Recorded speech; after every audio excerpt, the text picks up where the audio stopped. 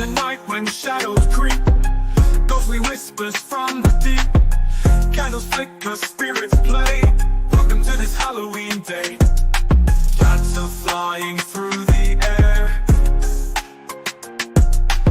eerie laughter everywhere. Spooky Halloween, a frightful scene. With every scream we chase the dream. Join the dance beneath the moon's gleam. In the shadows we're all a team.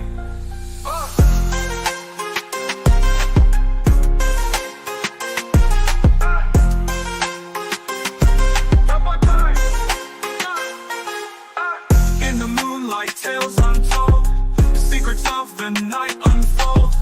Witches brewing their magic potion, feel the chill of ghostly notion.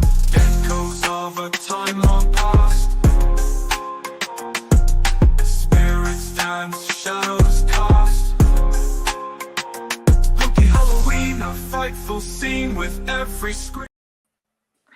There you go. That's actually all right. That music turned out absolutely Good. okay. That's That was a AI. great intro. That's AI. It's all AI. It's all copyright free. So welcome everybody to the show tonight. We have Iron City Paranormal. We are joined by Dan, Derek, and Aaron. My goodness, I've actually remembered your names. It's a good job you've got them there because I would have forgotten them. And my co-host for tonight is none other than Jenny from Emerald Isles Paranormal. Had to bring an expert on to help me interview these guys. Expert. We love that come word, on. don't we? We love that word in the paranormal field, expert. Expert, yeah. We air quotes that one, expert, right? It's not, well, Jenny is an expert. I mean, she does Leap Castle. She does all the important castles in Ireland and stuff like that. She's a well-known investigator over there. So I thought I'd bring her into the madness of the paranormal night. Everybody in the chat, it's good to see you. Julie, who we all got there? Ivo, Iron Firehorse. I hope you're okay. Iron Firehorse, see the power cut in Canada, and I think it's like below -20. Wow. Yeah, so it's a wee bit chilly where she is there. I hope you're rubbing the two sticks together, trying to keep warm, kind of thing. Bobby Ferrell, good to see you in the chat there, my friend, and everybody else, welcome. So, guys, I want to dive straight into what have you guys been up to and since I last seen you, because you've been doing so much in the old ghost hunting, haven't you? Yeah, we've been busy, but we have not been spending money. That's the good part about what we've been doing recently. We've shifted gears quite a bit since the last time. Since we first got on with you to now, and even since the last time we got on you, we've been doing quite a bit locally, trying to, let's say, do good with our ghost hunting, rather than just going out and paying a lot of money to go to a site. We've been, working with historical societies, running events, supporting historical societies. And we also recently got into house cleansings, which has been keeping us extremely busy. Right. Yeah. I knew you were talking about the last time I spoke to you, you were actually talking about doing that, the house cleansing. I mean, that's it's quite an important thing, that, because you get that, you don't get it right, bad things can happen. That's the truth. That's a whole different realm. Yeah. Yeah. I mean, how successful have you been in that? How successful in the house cleansing have you been? I mean, knock on wood, but very. Yeah, we've done the more that we get under our belts, the more that I'm starting to think that we actually know what the heck we're doing. Because we have some, obviously we can only go by the feedback of the people that call us and ask us to come in. And, we have been able to provide them the opportunity to get their house back. So the feedback's been good. And somebody to listen to them and take them seriously. Yeah. And I think that's half the battle. Derek and I just did one 2 nights ago. Or was it last night? Jeez. No, 2 nights ago. 2 nights ago. Yeah, you were right. Aaron was actually unfortunately sick and wasn't able to join us. But the person that asked us to come out, she was actually telling us that she had reached out to a previous, another paranormal group in the area, and they came in and they told her that she needed to go see a doctor.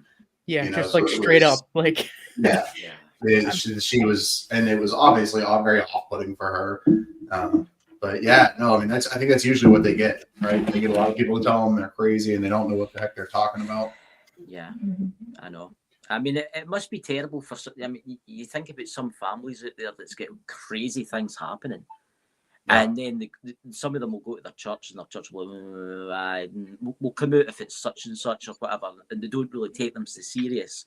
And Yep. then the other family members will think that they're mad, and Mhm. they'll think want them to go and see like a psychiatrist or something like that.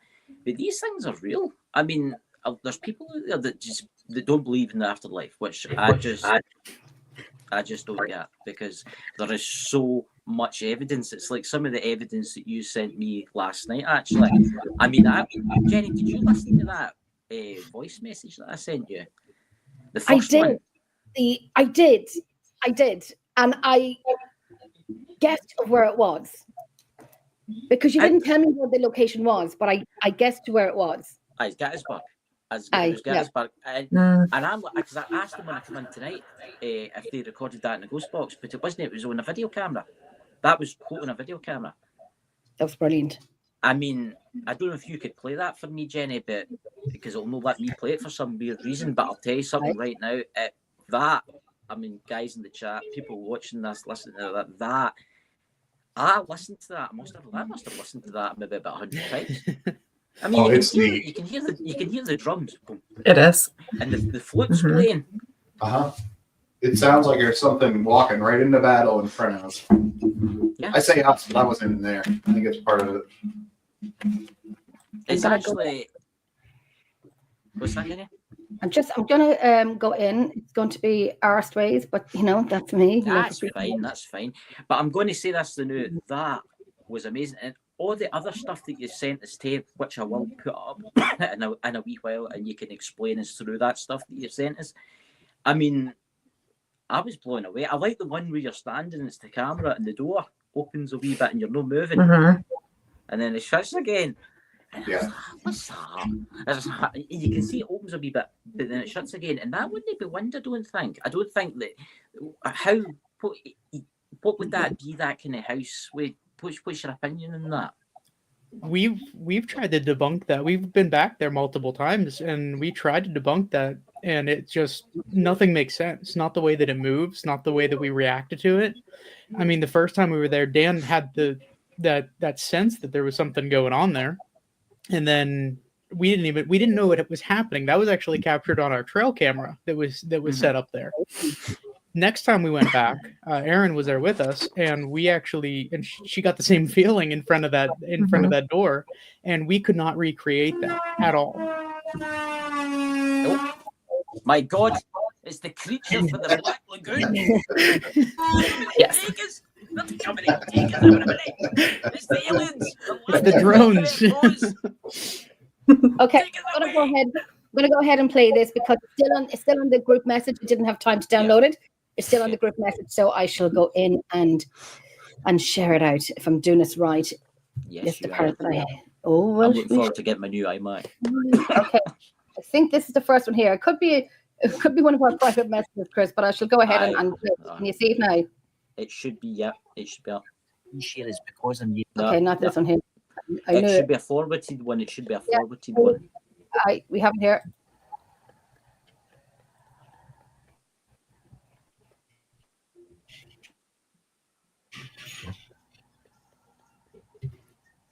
Is it no playing? Up. Yeah, are you able to turn that up, Jen, at all? It's you can hear it, but it's very, don't worry. very quiet. Very low. I'll try it again one more time.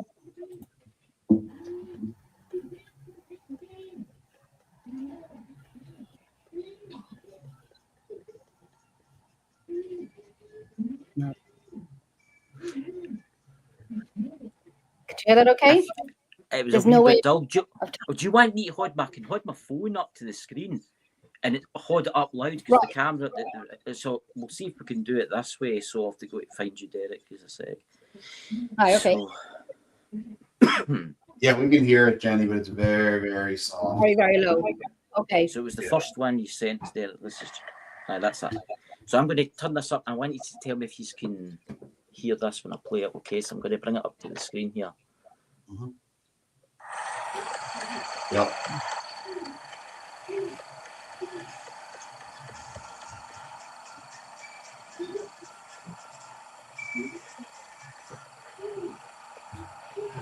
Yeah, we could hear it. Yeah, we could hear that. I'll play it again for you one more time. I mean, that's yeah. So if we could, Chris, real quick.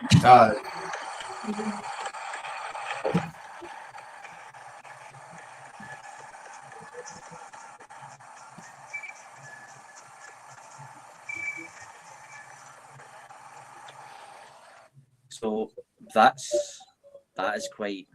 Yeah. So for those that aren't aware of where that was taken, Derek, why don't you go ahead and tell everybody, because I was not there for that one. So this was actually during COVID. And when everything was pretty much shut down, they let the Gettysburg battlefield stay open past dark, which normally you're not allowed. So my dad is a big Civil War buff. I've kind of caught the bug.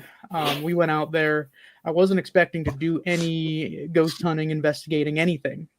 We're packing up, and he's like, grab some of your ghost stuff, and we'll see what we get. So we were standing at the copse of trees.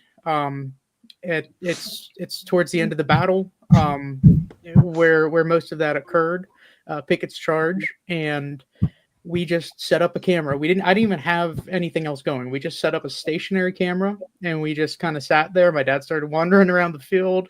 I mean, you can hear some cars passing by every once in a while, but what you really hear, and we didn't hear it at the time. We both were kind of bummed because we're like, nothing happened. We're here after dark. This is almost like a once in a lifetime kind of experience, and nothing happened. We get back to the hotel room, and I just upload everything. I'm like, I'm gonna take a look, see if we saw anything. So in the video, as soon as I heard it, I actually sent Dan a video clip of my video on my computer screen. And his first reaction was, is that your daughter playing with toys? He had no idea where I was or what I was doing. So I'm like, no, we were in the middle of the field and we didn't hear anything at the time. There was nobody else around. And that's just like, holy crap. That's like a fife and drum playing in the background, like as if they're marching into battle. I mean, it's amazing. There's something here, right? That's Gettysburg, right? What bands played in the Civil War? Did they play that? Because it sounds more like revolutionary. Do you not think? It seems more revolutionary era? There was a big carryover between them. I mean, that was still early on. They were still doing the face-to-face combat. They were still doing the open fields. They still had the drummer boys going, keeping pace. But that's, in my opinion, that's exactly what we're hearing. Is we're hearing something residual that's just playing over and over again for forever. I mean, and you imagine the tragedy there. It's just you can't explain that. What I think is fascinating about the whole thing as well is it doesn't just turn off and turn on. It actually sounds like it's walking towards the camera, and then it gets to its peak, and then it fades the other way, like it's just walking past. Right. Yeah. Fantastic. Complete. I mean, Jenny, when we're going, because that place is ridiculous. Listen, I've heard about it and I've said I didn't know a lot about it. I heard about it many years ago, didn't know a lot about it, and then I've seen some of the most fantastic videos from there. And I'm, you rub your eyes and you look again and you think, and you being a researcher, investigator, that you have to debunk everything. It's hard to do it when you're not there. It's really hard to do when you're not there, or when you haven't done the video yourself. And it was just, when you just know. Yeah. If somebody was messing, I think the one I'm talking about is where there was lights inside, going across a pathway. That's like, and it's like a path, and then there's like there's like a tree forest here, and there's a forest here, and you can see them moving across. Yes, that's the one. I think that's probably one of the most famous ones. Even that was just phenomenal, and I love those fantastic residual pieces of audio. I know I've had it on one location, and it was bloody mind blowing. It was like a battle was going on, and nobody was in. Nobody was in the location. We had left the location in at daytime. Went back the next day to pick it up, and it is an old military fort where I live, and the cannons going off, the guns being reloaded and clicking, and you can hear the bullet literally leaving the rifle itself. It's just one of Millmount. Yeah. Oh, I have it. It's amazing. It's the one from the Millmount Museum here in Drogheda. Oh, right. Yeah. That's when you got the EVP, where you were asking it about the thing, and I actually had COVID that day. I was ill. I was watching you live, and you did that, and you played it, and I was like, "What is that? Guys, you need to hear this. I'll send you the clip after." You're the only one that heard it. You're the only one that heard it. I went, yes. Yeah. That's what it does. That's what it does. It just says yes, and you're like, you're the only one that heard it. You did text me, and you said, "Jen, I heard a male's voice," and I'm like, "Okay, I didn't hear it," and took back to it. And then there was a lot of that male came through. And I find when we do lives, when we're doing the SS method and so on, that there is male voices coming through all the time from that location. Phenomenal. Anyway, enough about me.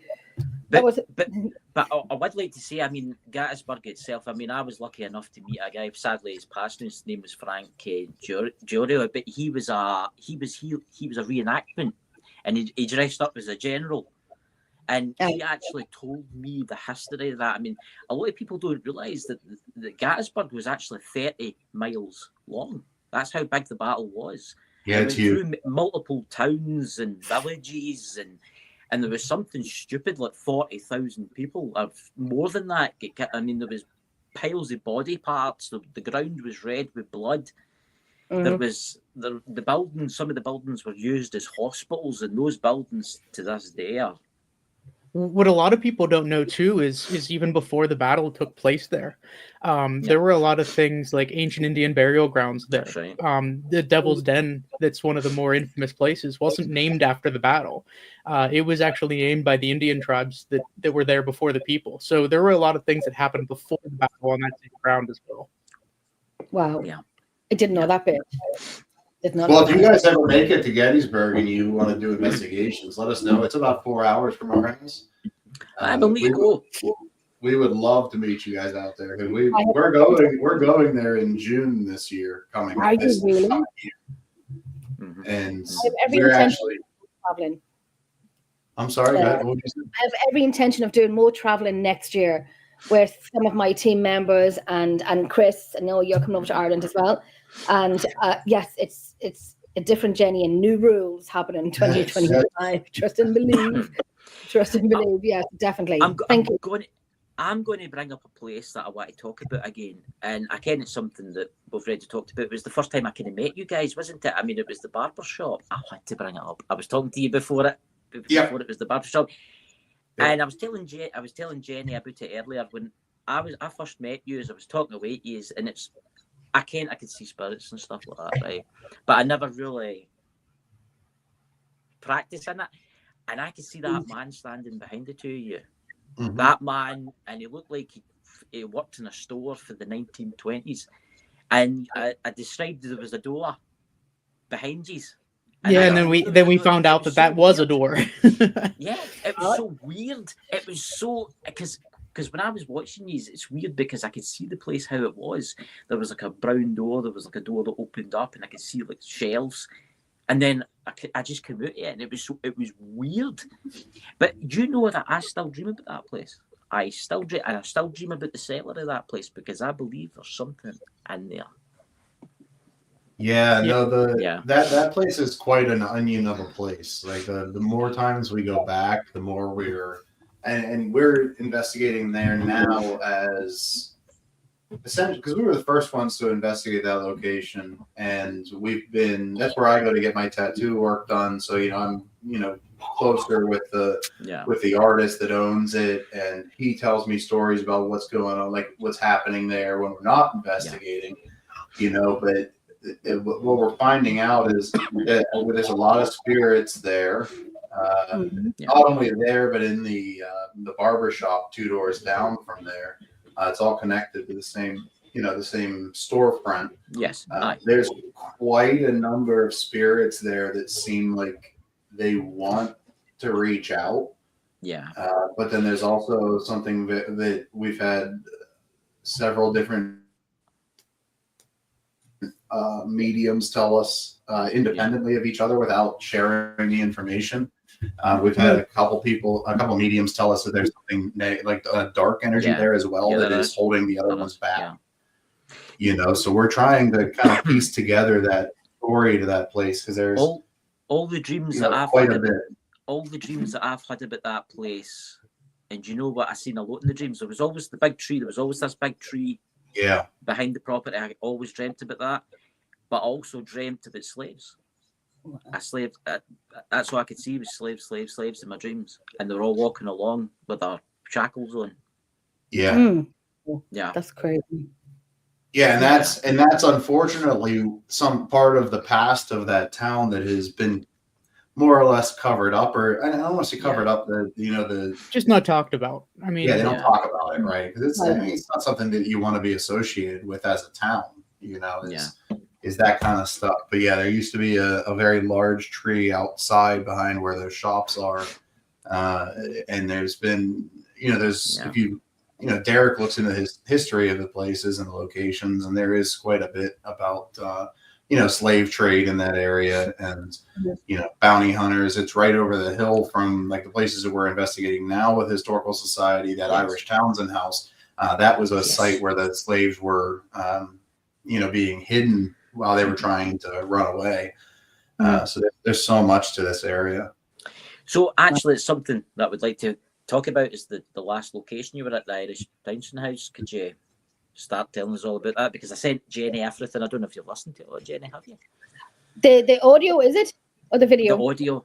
I think it's everything. I sent you everything that they sent me. So I kept some of them. I didn't listen to some of them, so I can hear them freshly. I can hear them fresh. And that I don't know what's being said or done. Will I go ahead and play it? Yeah, please. Here, I'll bring it up in this. I shall. Okay, we have one. We have. Make sure this is it. Let me know if it's right. Was that signal maybe two? They went off light. Very possible. Yeah. Very possible. I did see on your list in the back. This is the Mars train station. If it makes it any easier or better, we can also screen share on our end as well. Do you want to screen share? If you want, If that's easy for you guys to do, then go ahead and do that. Yeah, go ahead and do that because I apologize. I didn't get to sit and get it done properly. I thought they would be louder. So if you can go ahead and screen I've actually, I named them in here. I actually named them in here, so I uploaded some already. So where are we? We've actually got the Irish Townhouse, the first one. It's 9 seconds long. You know they were like black clips. You sent us 3. Aye. Derek. So what I'll do is I'll play the first one. It's the Irish Townhouse. So here we go. Here's the first one.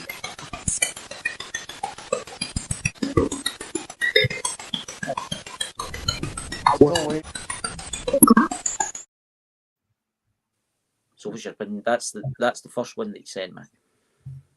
So yeah, this is what was one of the video clips that I was telling you about that we had actually presented to the Historical Society, and there were quite a few of these clips that we kind of pulled from that presentation. So that's why you see the what it says there. So the crowd could kind of see in a big open room where it echoes. It's a little bit difficult, but yeah, we definitely and I know Dan and Aaron can actually comment more on the feelings that they got of this place, but we didn't seem to be welcome there.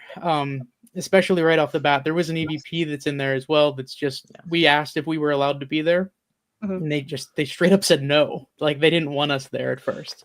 As we kind of worked our way in and started talking a little bit more, things started to change, but we got a lot of things similar to this where it was out or stop. Where they just straight up didn't want us, and it was actually through what I sent you was a variety of things. Yeah, from the EVP, the spirit box, the Phasma box. We were getting What was amazing about that though is we got similar responses and communication through whichever device we used. Yeah. Do you want me to play the 15-second one, and then after that play the 19-second one? So here's the one after the 9-second one. We just want to come here tonight to talk to you. We just want to help tell your story.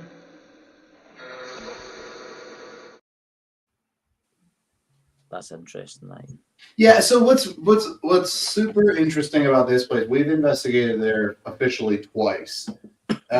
Again, we were one of the first, not the first, to investigate here. They don't sell investigations, right? So they are purely a historical building. Yeah, they don't want to be known for that, but they're interested in it. You know, and I don't remember how we found out about it, but the historical society, the president of the historical society owns a funeral home in the town. So he's interested adjacent. When the first time we met him, Derek and I were walking through. It was just Derek and I the first time, and then Aaron was with us the second time. When we were walking through, I said, hey Mike, I said, do you believe in ghosts? And he turned around and he looked at me, and he's a great guy, super funny, and he kind of like shook his head. He goes, you know what? I have no reason not to. And I said, that doesn't mean yes, but it also doesn't mean no. He did a lot of the ghosts in quotes that first time that we were there, I think. So she loved those. I love them. I love when they take people on investigations with me. And they said, I'd love to go on one, but I don't believe in it. I don't believe in it. I'd like to see what happens. And I'm like, fresh meat. I love fresh meat. Love it. And a lot of it with him is he's there working by himself quite often. Okay. Because they're restoring the place back to what it used to be. So I think he's hesitant to say there's 100% something there, because if he's there by himself, what's he going to do? But has he ever had an experience there when he's by himself? He says he hears things. Okay. He'll hear people walking upstairs. He will hear like taps on the wall, but he always... Well, I think the one thing that threw him over the edge was the cigar smoke. Yeah. There was like footsteps outside on the porch, and then he smelled this really strong cigar smoke. He went all around the building to see like somebody else in here. I think that's part of his original fear, is that someone else is sitting in that building, and he's by himself there. And that was that was the one story that he had told us where I think he was almost convinced that he had experienced something. Mm-hmm. And then amazingly, Mike. Yeah, his name is Mike. Yeah. And the second time we went back, I actually experienced that cigar smoke. So that was actually really cool to have that experience to share with him. Yeah, you got it first, and then you called me to come over. Yeah. And I got the very tail end. Yeah, you got the tail end of it. That's right. It was actually incredible because it wasn't, if it was something coming from an external source, for it to just dissipate right when I got there. Like I got the very tail end of it. So I thought that was really neat. I love that. I love that. It's so amazing that's the phantom smell. I mean, I've been to places and I've thought to myself, you're in a building, there's no windows, there's no doors, the place is drafty as end, but then you smell something. And you're like, and you, because I was away somewhere, it was like months ago, and I was in this wee abandoned castle place near me. I'm sure I could smell pipe tobacco. I was 99% sure I could smell pipe tobacco. And I walked it. It was one of those square fortress castles, the ones that you see in the Highlander tins for the tablet and stuff like that, and the biscuits, the Scottish biscuits. It was just a tower, and there was sheep pouring about it. There was sheep pouring about it. And there was one door that went in, and then it had the slots for where they would shoot, or they would shoot the muskets out, or they would kill the soldiers and stuff. Mm-hmm. And there was nothing else round about except for a farm. And I could smell this pipe tobacco, and it was like the old, the old tobacco smell, the right. You don't get it, even with people still smoking and stuff like that, you don't really get it anymore. It was like the old smell. And I found out later that the place was used the way up until the 18th century. It was used as people stayed in it. And it makes me wonder if there was somebody there was maybe a phantom spirit there that was maybe sitting and smoking his pipe, and he was wondering why I was wandering about inside the castle. And we have another one. Yeah, we have another strange fellow coming in with loads of gadgets and stuff like that. And it's crazy when that happens with the smells. And I remember being in a back street cafe in Dublin. We were doing an investigation, and I was relatively new to the field, not so new, but still learning. And the girl who worked there, she was the manager. So she was a little bit upset. Her partner was there, some team members were there and so on. So she was sitting beside me. It was November, December night. She was linking onto me. She was a little bit afraid, a little bit nervous. And I'm thinking, why are you linking onto me? Because if I run, you come with me. I was so thankful for the lights on the fridge, just so we had some light. And this guy was saying, I can sense your grandmother is over sitting in the back wall at the seat, and because she can smell her granny's flowers and so on and so on. She's linking onto me, and I'm thinking, why? Because I'm not going to save you. If you see a ghost hunter, run. Everyone for themselves. And then she's upset, and I'm and then I can smell perfume. When you spray perfume and you miss, you get yourself in your mouth. I don't know. I'm the only one who does that. But you spray like a perfume in your mouth when you don't see the nozzle and you're tasting it. So I'm beginning to taste perfume, and I'm like, so it was winter, so I put him up. It was dark-ish, and I put my head down to my scarf to smell my own scarf. Not me. On my right-hand side, I'm sitting on the edge of the seat, and I kind of like lean out quietly and kind of sniff the edge of the seat. Nobody there, couldn't smell any perfume. And then, thank God it was dark, because I'm going into her scarf and I'm sniffing her scarf. The lights were on, she was like, Jennifer, what are you doing? But I'm sniffing her scarf, and I could not get the perfume of her. So I was saying, whatever the guy's name was, and I was so nervous to say it, because if I say it, then they know I know. That they know that I know, and that I know that they know that I know. And I didn't want to be the center of attention or that focus. And then I just said, listen, the guy's name, I said, I can taste perfume. Perfume. And then anything we had on the table, like the tri-feed meter, the cake, anything that made a noise literally went off on that table. And unfortunately, I don't have that audio because that's gone way over 10 years ago. And everything, it was just, I don't know if it was validation. The minute I said I can taste perfume, everything, sensors, lights, tri-field meter, everything spiked and went off and went off for, I'd say, about 60 seconds, if not a little longer, just to say, well, normally they don't last that long when they go off.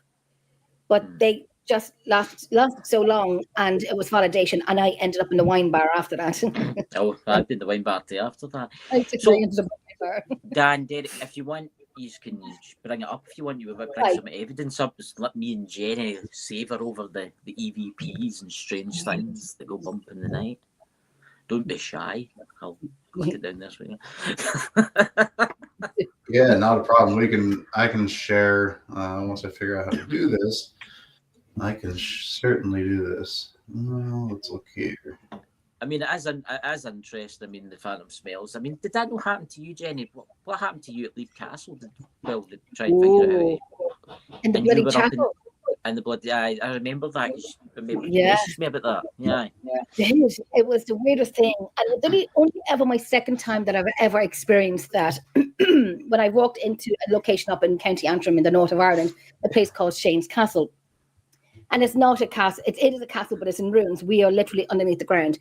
It was so low that the graves are above us. But I smelled sulfur. And I said on many shows, I never want to smell that again. I never want to smell that again. Now, we had a guest over from Washington, D.C., took him to Redwood Castle and Leap Castle and did investigations. Took him up to the bloody chapel, and I said, what do you think of it so far? You're in Leap Castle. And he goes, yeah.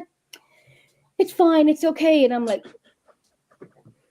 The Exorcist, it's fine, it's okay. How dare you? And I did say, the bloody chapel can be a little quiet, compared to other parts of the castle, but the bloody chapel can be a little quiet of all my years. I've investigated there. Well, Jennifer got a kick up the behind because the windows are there, but there's no glass in it. Yeah.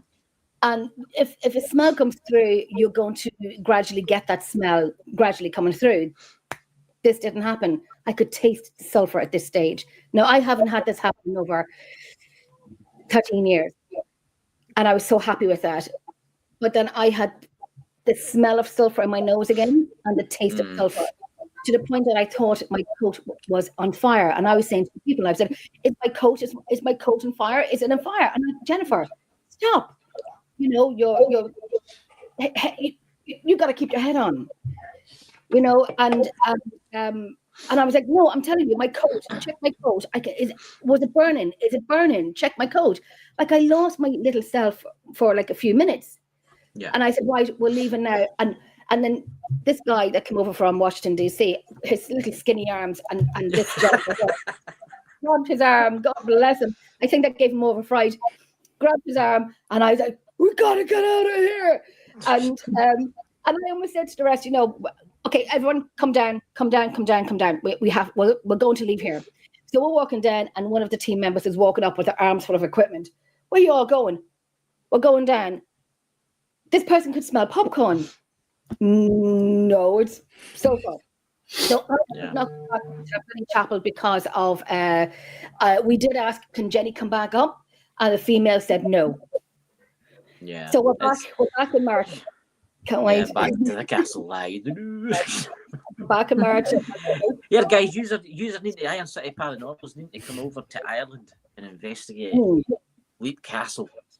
Which is hey, if you pay our travel, we'll be there. We are back in March. We're back on the 28th of March. So I have a few guys. I have a guest investigator with us, historian, author Penny G. Morgan, and a few people from UK and definitely Ireland as well. So looking forward to that. Here we go. Look at all of that lovely EVPs there, Jenny. Oh, I'm tell you, I love my EVPs. That's my thing. Yeah, where do you want to start, Derek? You're.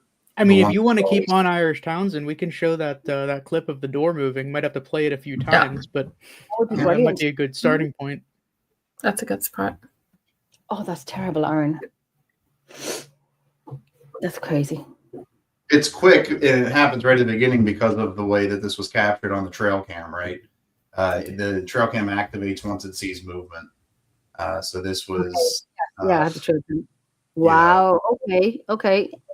You know, and we had this trail cam set up here all night, right? When we didn't know we had this until the following days whenever Derek was going through the evidence. But it never did it again. Right, so once you can see it's still open, and that's a thick, heavy door. I mean, it takes a lot to move that thing. Yeah, it is, and like I say, it was definitely not something that repeated itself. It was. And this was Townsend, Irish Townsend. Yes, that's correct. Yes. Okay. Yeah. So this. Can you tell me why you called that? What's It's that? two different family names, the Irish family and then the Townsend family. And the New Brighton Historical Society has started to restore the building, and it was added on by each family. So they just thought it was appropriate to give both families the credit for the building. And can you go back there and do that location?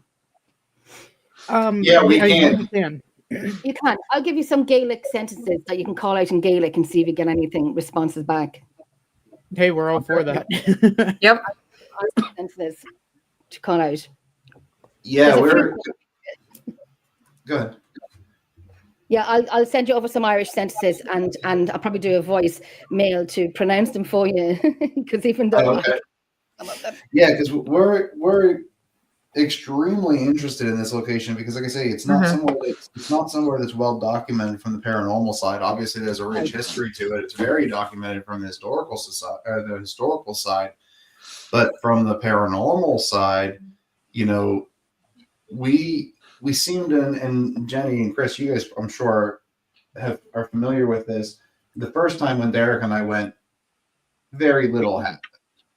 You know, we did have some things happen, but, you know, I think that, you know, the second time we were there, when Derek and I were familiar with the space, when the spirits potentially that are there were familiar with us and what we were doing, then you start to see a little bit more come out, you know, and this clip of like the door opening slightly is very much on par with what we were getting there because it wasn't like an in your face, here I am. you Mhm. know, let me talk to you kind of vibe. It was the curiosity. Yeah. yeah, Right. Yeah. Like, who are you and what Yeah. do who you the hell want? are these people? Why are they in our house kind of thing. Right. Yeah. Yeah. Sussing you out as much as you're sussing them out, they're sussing Yeah. you out to see if they Yeah. do talk to you and trust you. And because you will get some investigators who are rude, and it's no wonder people, you know, I find that when I do locations, I've done location in a row for 9 years, 5 years, 6 years, so they know exactly who you are when you walk in. They know you. It's Mhm. just and the same when they do an investigation for the first time, a location for the first time, and Mhm. and we'll get nothing. Yeah. We'll get nothing. That's checking who we are. Yeah, so I understand that, Dan. Yeah. I understand. Yeah. And it's a shame too, right? Because a lot of the times we're paying quite a bit of money to go to these places, you know. Mhm. So for us to walk in and, you know, pay $800 for the night just to be there and nothing happens, it's a Right. little bit of a letdown. Yeah. And then you introduce yourself and say, you know, we apologize if anyone has been rude to you before. We are not that. We don't do that. We're here to speak with you. Tell us your story. We don't know. We'll I sit mean, in the floor and we'll We listen to you. literally got rid of people out of our group because of that. Mhm. Yeah. I got you. Yeah. I've It's, done that. it's, Yeah. it's one of my biggest pet hates when I watch like paranormal teams doing investigations. You get good investigation teams like your guys and Jenny and stuff like that. But you not introduce yourselves, but then you get the people that go in, and the first thing they do is they walk in the door and they start calling them all the names under the sun, Right. and they're trying to pull them out. And I mean, the spirit's probably just sitting there. I mean, it's totally different for them. It's probably all furnished to what it was like when they died. And they're probably just sitting there and they're looking at these people shouting and screaming at them. Right. Mhm. You're building up a relationship too, if you think about it, you know. 100%, Chris. 100%. Yeah. That's exactly why we've transitioned to some of these locations. I mean, and you were talking about the barbershop earlier. Yeah. That entire town we've kind of transitioned into, which we have some of those clips here about the train station as well, which is right around the corner from those storefronts. But it seems like the more we get acquainted with some of these places, the more things seem to happen for us. Exactly. Yeah. I do believe that a lot. I do. Yeah, they're trusting you. The spirits are like, oh, look, it's Iron City Paranormal again. It's our friends are coming, so we'll do some stuff for them. Whereas if it's other people that's coming, is this cause problems and try and provoke them, they'll just go all quiet again They'll and get hide in the nothing. shadows. Yeah. You'll get audio saying, here's Jenny. From one of the locations I've been to for about 9 years, here's Jenny. Because a recorder, because I was late over to a location in my hometown, and a recorder would be running. And then, so the person there will let them know that Jenny's on her way over. So when I walk in, we listen, we have a coffee, cup of tea, we listen back to the audio, the recordings, while people were setting up and so on. And you can hear women saying, here's Jenny, here comes Jenny. So we walk into the location, you say hi. When you leave, you say bye, and you say thank you, and so on and so on. Right. Yeah, I used to not like when the spirits would say my name because it kind of became too real for me, you know. And you know, whenever you hear a voice come out or like come across on an EVP or on a spirit box session, even, you know. But then, you know, like the longer we do it, you know, it's kind of humanizing to some extent. You get used to it. It's like, Jenny, it was like before, like, you know, wake up 3 a.m. I don't care if you're sleeping. They said my name. And there was kind of like, you know, I will never not be thankful that they when they say my name. I love it. I do. I mean, yeah. I've never had this happen to me, but I think it happened to you, Jenny. It's where the spirits will mimic someone in your team. Yeah. Has that ever happened to you guys? Has that ever happened to you guys where a spirit will mimic, like, say, Dan or whatever, and you'll think it's them, but it's not them? I mean, it's definitely happened to us. I don't think on any regularity or consistency or anything like that, but it has certainly happened. Yeah. And Dan's name does get called out a lot. And previously, like he's saying, he didn't like that, but all of a sudden, it's like, okay, they know him now. You know, they're willing and open to talk to him. So. Yeah, you actually you kind of get grown. You grow to like that, to take a liking to them, and they obviously know you then. Yeah. All right, but I mean, for me, the reason I didn't want them to say my name for a long time was because I was, and I still am, very cautious, right? But I don't want anything that we do investigating to impact my family. right? I don't want to Yeah. bring anything home with me that could, Right. quote unquote, wreak havoc on my child or my wife. I don't want that stuff to happen. So, especially Right. earlier on, like when we didn't really know how to set those healthy boundaries with the spirits, I felt that if you say my name, then you're more likely to Attached sit to in the you. back seat of my truck when I leave, and I don't want that. Yeah. Yeah, You yeah. know? You have to tell them when you leave, you are not allowed to follow us. You must stay here. Yeah. You are not allowed to follow me. Yeah. Yeah, and then the longer we do it, the more we understand that stuff works, Mhm. And also I think that the people that you hear things that are taking things home with them, they're the ones that treat the ghosts like assholes, Yeah. for lack of a better term. They're the ones that go in there and disrespect the hell out of them for 3 hours and then wonder why they go blind whenever they buy a place. You know what I mean? Like that's just, like I said, the more we do it, the more comfortable I am with them saying my name. But it's neat to me. There was one time I did a location and we were doing the Estes method, and I think it was my first time ever doing it. Now, stupidly, one of the people took me out without, I got such a fright. I got such a fright because we all did it, and I was the last one to do it, and the answers were just coming out. I mean, I don't know what the answers were. Just I was coming out with words, and I was tapped out of it, but it wasn't like kind of like my tie, or I think it was just kind of like tapped me, and I literally left off the chair that I had. I had it, but we do live sometimes, and I always do beforehand. This is real, and if we get a fright, there's going to be a few F-bombs. Oh yeah. Yeah, no doubt. And that exact scenario happened to me one of the times we were doing an Estes method at the Greene County Infirmary. We were all in the basement there, and I was under the sense deprivation. And I'm looking around after, at a certain point, and I'm like, okay, what's up? Are we done? And they're like, what are you talking about? We didn't do anything to you. So we love the Estes method. That's kind of one of our go-tos. Me too. Love it. Absolutely love it. But I remember when I was taken out so quickly and I got a headache after it, came home, went straight into bed. And I had, bless his heart, I had a beautiful Akita Newfoundland mix. Big Bear Riley. And so I went to bed and he was sitting beside my bed and looking at me. And he was staring at me. And I thought, what the hell is going on here? I was freaked out by my own dog. And I thought I could have visions in my head of him attacking me because he's a big bear. Now, I've seen him in action before. He's a bear where I thought he was just going to, I couldn't not stop staring at his eyes. And I knew, because I work with animals, don't stare at him in the eyes. If you feel uncomfortable, you know he's going to read you. Stop looking at him in his eyes. So I'm like, okay, come on up on my bed. So this 50-kilo dog gets up on my bed.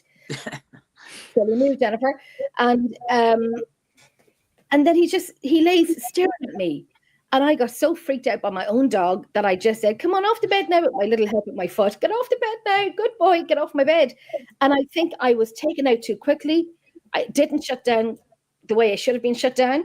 And I was still open, and I don't know. I don't know if that is real or not, or I was overtired, and I don't know.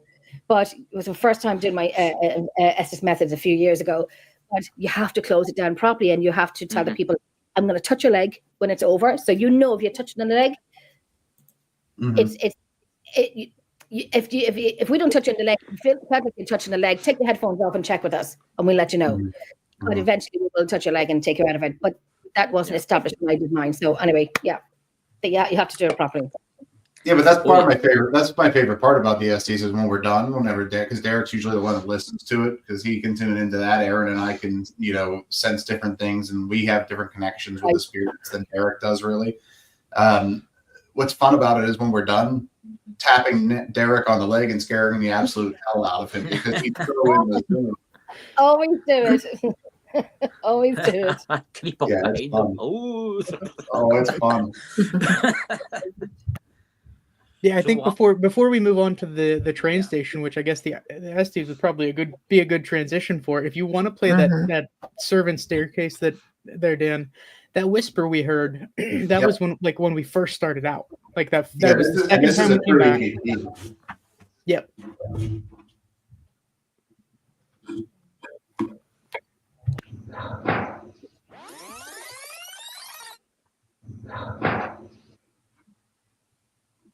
again, don't mind the rewind Yeah, button. That was Yeah. that was for that presentation. This is for a room full of well, how do I say this? Senior citizens that were there to participate in a historical society monthly meeting. And you've got, these three young bucks coming in talking about ghosts. So we had about 40% of the audience believed we were crazy. 20%, Sleeping. were sleeping. The other 40% were interested. So we had to kind of go back and do these kind of things, but it's underneath it. It's pretty clear.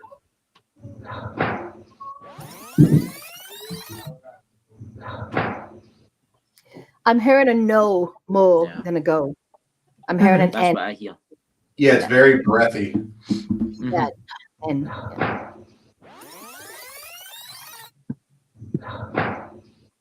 Yeah, it's more of a, I think for me, it's more of a no. Yeah, I agree with you. And what we were asking was at the time, we were asking if we could continue because I was getting this mental image of a young black child that was wearing like tattered clothes. I was getting this to add image to of that, we were in the back staircase where the servants had used it the majority of the time. Yeah, good point. Okay. Okay. So I was getting this image of this little boy standing on the staircase going up into the attic where the slaves would actually hide whenever, people would come to the house. So we were asking if we were allowed and we would be permitted to go upstairs, to speak to them up there. I was going to ask you a question. It was before that. Sorry, I was going to ask you, do you know what the question was before you heard a no? Yeah, so we were just about to close out the EVP because we weren't getting anything. Nothing was really happening there. Yeah. Aaron and I both had this very strong draw to this staircase.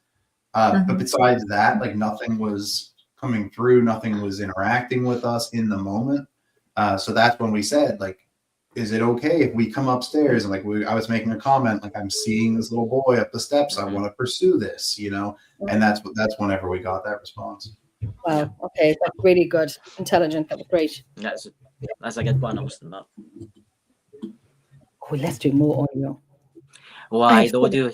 I knew Jenny would like it tonight. I've about 6 months of audio to do. 6 months of audio.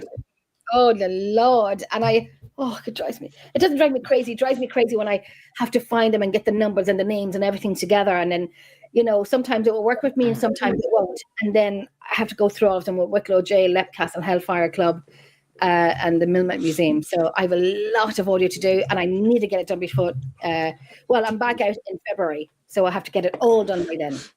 Okay. Sounds like you need a Derek. That's what Derek does. He goes through all of our stuff. Sounds like you need one of him. Derek, I'll send some of them over to you and you can just send them. You said this is our off season, so by all means. You just send the clippings back over to me. That would be great. And then many times this is my computer desk, and many times I've fallen asleep when the audio is still running. I wake up and I don't know how long I'm asleep because my arms feel like a rigor mortis. Is it rigor mortis? I tell you, it takes me about 5 minutes to unstiffen my shoulders, my elbows, because I've fallen asleep in the desk. And I see my recordings are still running, and I'm like, where did I fall asleep on? Because I could do it for about 8 hours, shattered, absolutely shattered. But then I get in, I can't stop. Right, So what do we have next? Play. Yeah, let's see what's next. It's like a kid in a candy store. Yeah, what do we want to do, Derek? So we were playing some of those. These guys were playing some of the Irish towns and stuff, the spirit boxes and phasma boxes. By all means, you can hit any of those, and we can kind of talk through them.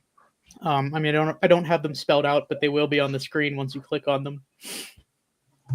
Yeah, I feel we can look at these ones. I feel like you say, these ones weren't. So we didn't get anything spectacular there. That was the best thing that we got. I mean, we can talk about the Mars train station because, like I said, that entire event, we went to the train station twice in 6 months? Yeah. And they were very intrigued by that. They were, and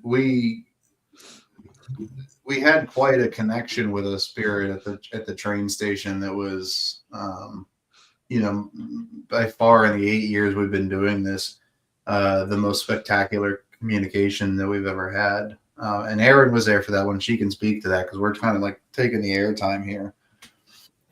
Oh no, you're good. Yeah, that was an incredible experience. I mean, that was at the end of our initial investigation there. And we had kind of gotten drawn back to this one room in the back that was basically just used as storage.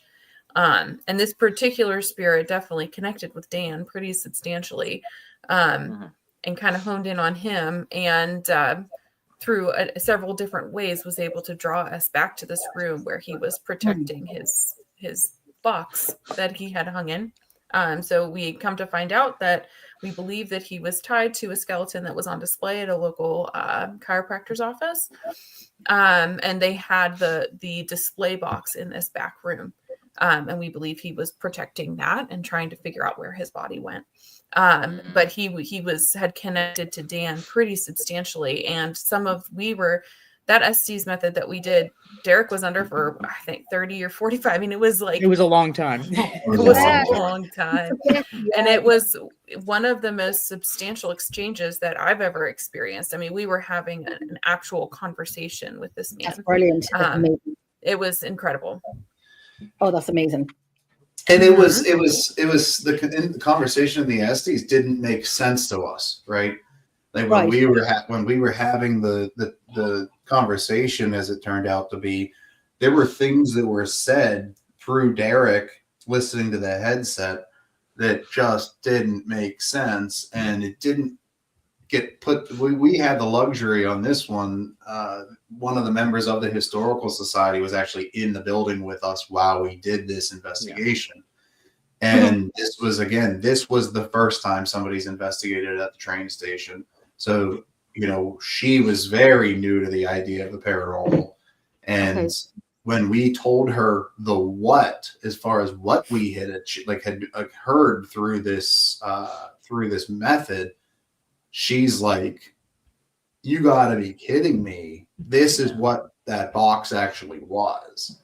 You know, and once she told us what this display case looking thing truly was, what was in it, what she knew for a fact was in it at one point.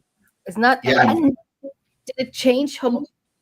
Not that she. I don't know if she believed in the paranormal or not, but did it make her kind of go, "WTF"? It did, and she definitely believes in the paranormal because her husband passed away several years ago, and she has had experiences around her home since he had passed. So she's always intrigued. She's intrigued and interested. She didn't understand the process, right?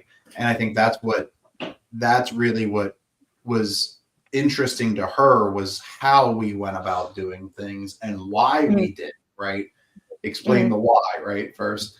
And, you know, once we started to get these things and the story put itself together without us having any influence over it, then I think she really became a true believer. And, you know, months and months of text message conversations with her has proven that, right? You know, she's in on it now. But now, to give you the initial story too, all that was ever really heard there was this mummified cat, the meow there. Yeah. That's really that, and some footprints, and, you know, that kind of thing that mainly was told by construction workers. Like, no, there's no cat here. Why are we seeing footprints? Why are we hearing a cat? You know, that's the only stories that were really ever told. So to dig into it further, you know, and hear a lot of names that were real to her, you know, that was a whole different story. That gave you a whole different perspective on this for her. Right. That's it. So here's the box. Yep. Mm-hmm. Right. You know, so here's So this just to get an room. idea, when we came into this room, the light was off. That little stool that is in front of the box was kind of in the middle of the room. And when this room is small enough that all three of us could not fit in. So the initial time that we went into the room, it was just Dan and Derek in there. And Dan sat on that stool facing the doorway and knew that there was something that he could feel behind him. Like he could feel unsettled behind him, where that box is exactly. Dan, if you want to. Yeah. Yeah, so we had done the rest of the building, and like Aaron was saying, there was something that was pulling us towards this area, but this was never one of the rooms that we had any intention on investigating because of We its didn't think we size. had access to it. I mean, Yeah. there was an employee only sign in front of the door. So Yeah, exactly.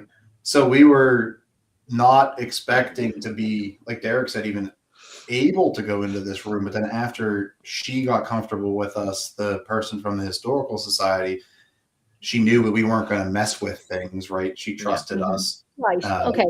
She said, like, hey, you guys can go anywhere you want.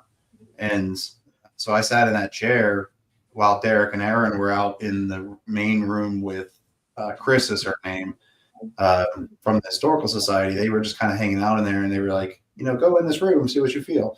And when I walked into this room, so as soon as I got to a certain area, when we decided we were going to go up towards the front of this building, I felt this blast of warmth come like down across my face and onto my arm when I walked towards the doorway that goes into like an intermediate room and then towards this other room. I felt this blast of warmth.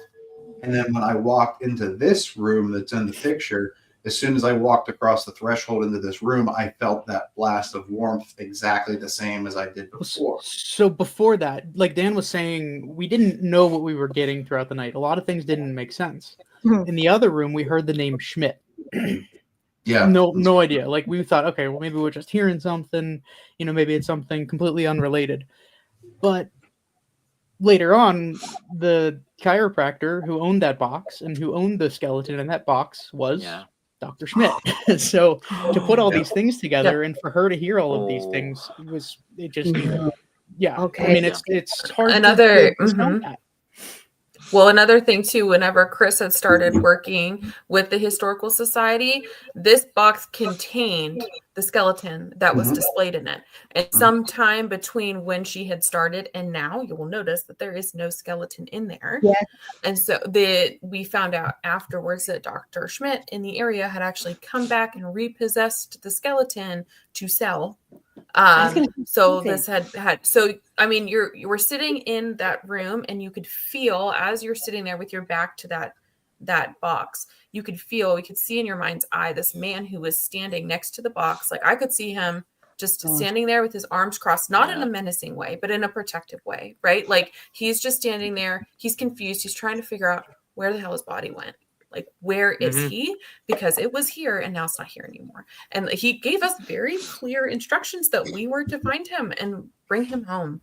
And we haven't been able to do that yet, but it is a goal. Where is he? Anybody who has neck bones, give them back. Yeah. I bet you, I want to see them.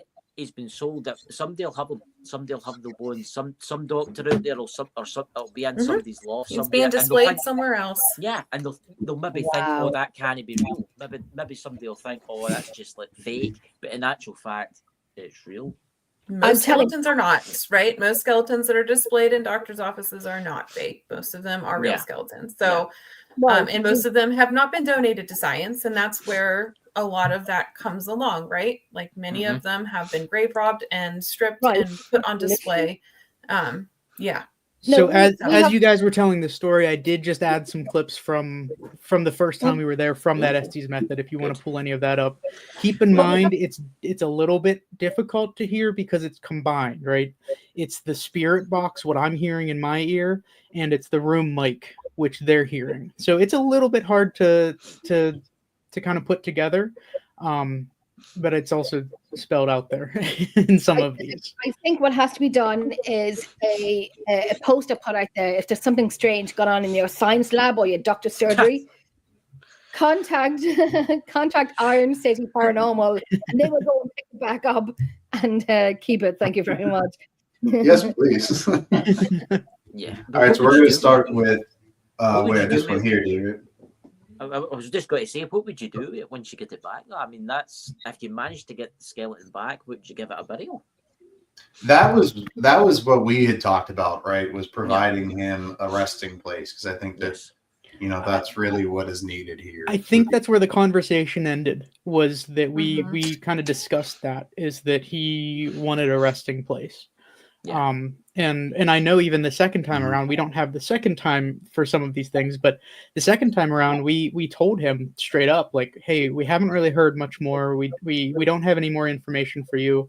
And we got thanks for thanks for looking. And it was a very appreciative kind of verbiage to it. But yeah, if you want to pull any of those up, Dan, we can kind of talk through them. Well, and I want to add to that too, before by all we means. jump. Like when we came in to investigate that second time, I don't know if you felt this, Derek, but I know both Dan and I could feel. Now, granted, we did this whenever we did a large investigation. There were like 20 people there, right, that showed up at this place. Dave, we found out his name is Dave. He came and met us at the door. You could feel his energy come to us, like almost an excited energy come and meet the three of us at the door, almost to say, like, have you found me? Like, have you found me? What's going on? Do you have any news? And as soon as he saw all of these people, he just like flew right back.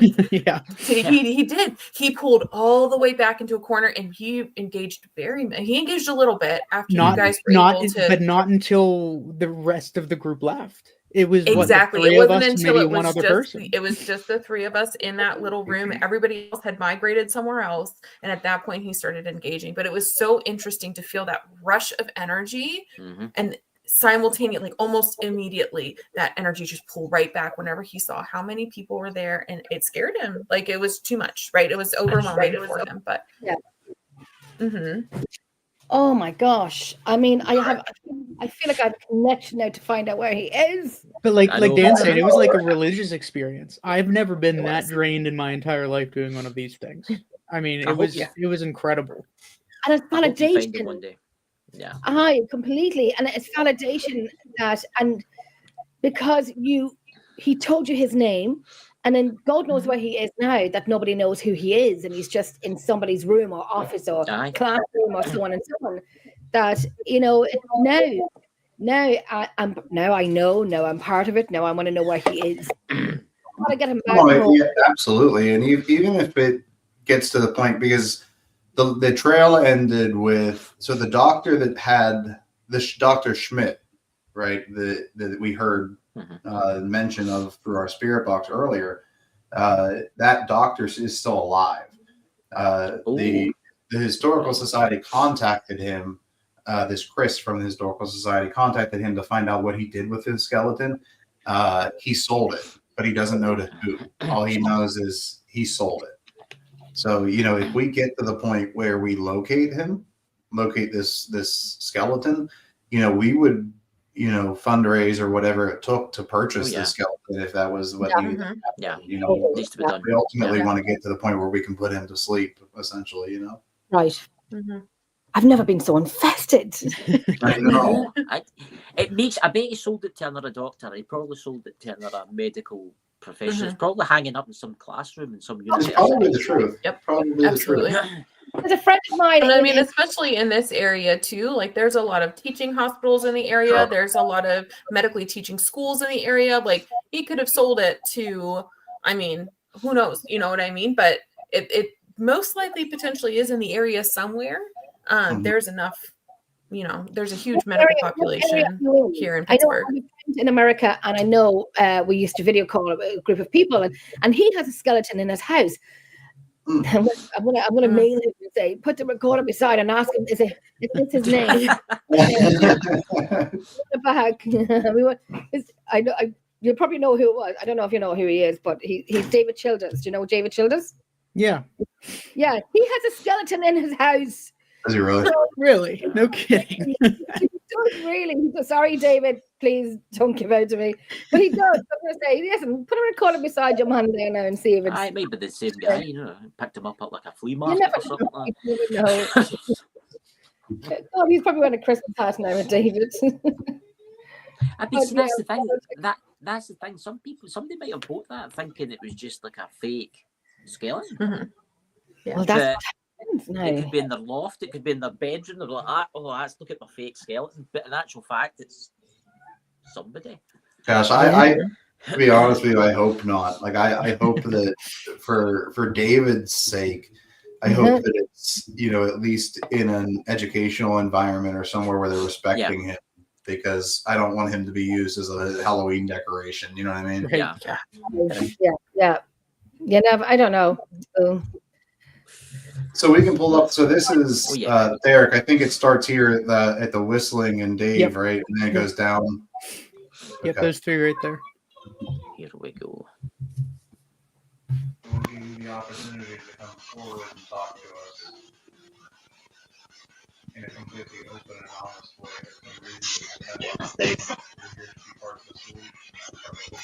Dave.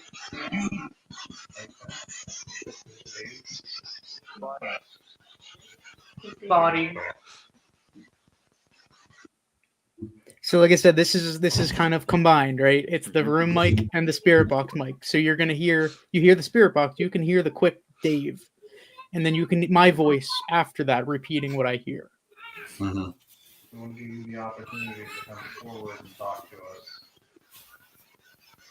in a completely open and honest way. You're here to be part of the solution. Dave.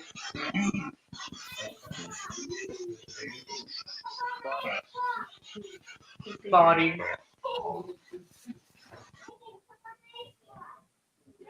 And as far as the spirit box, that's pretty clear. So, Yeah. There was a Dave before Derek. Before you said Dave, there was a Dave before that. That's correct. That's the spirit box. Yep.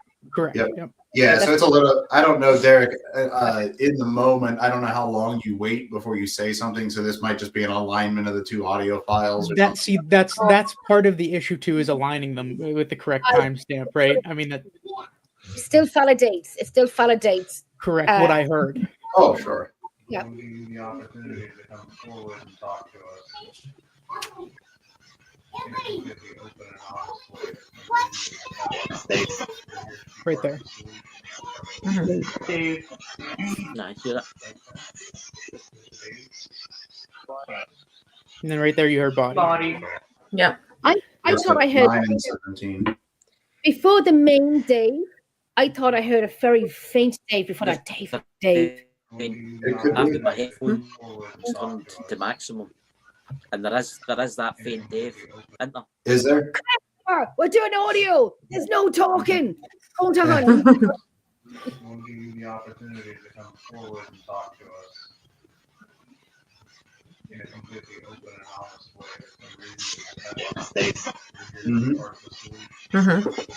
Dave.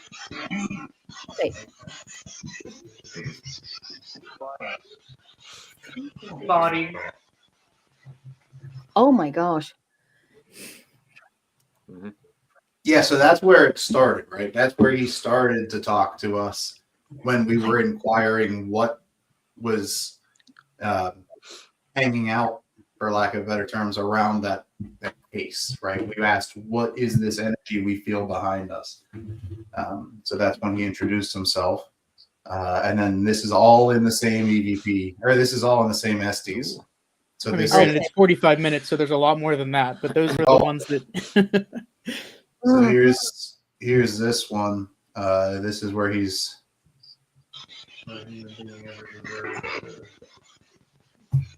put on display against the will and knowledge and acceptance. Not okay.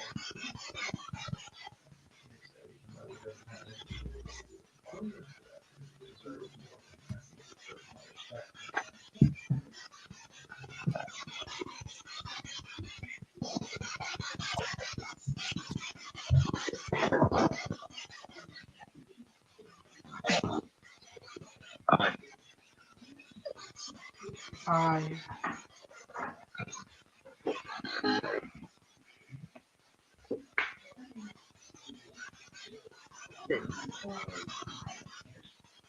Have.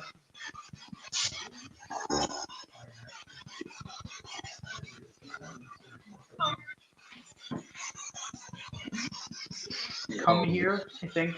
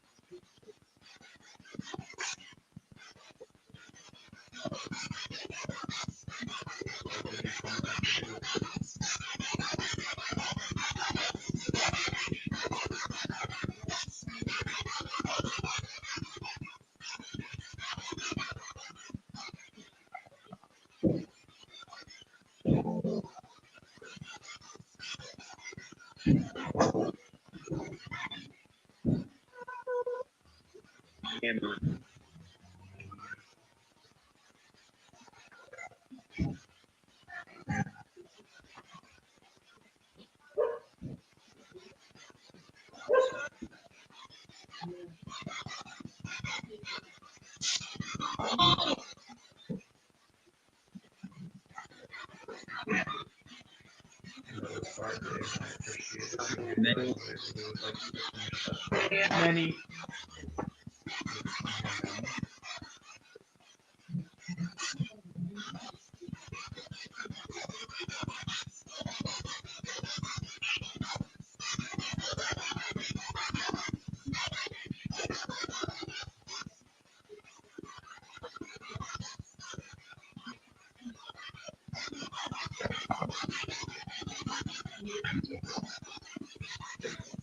Pieces.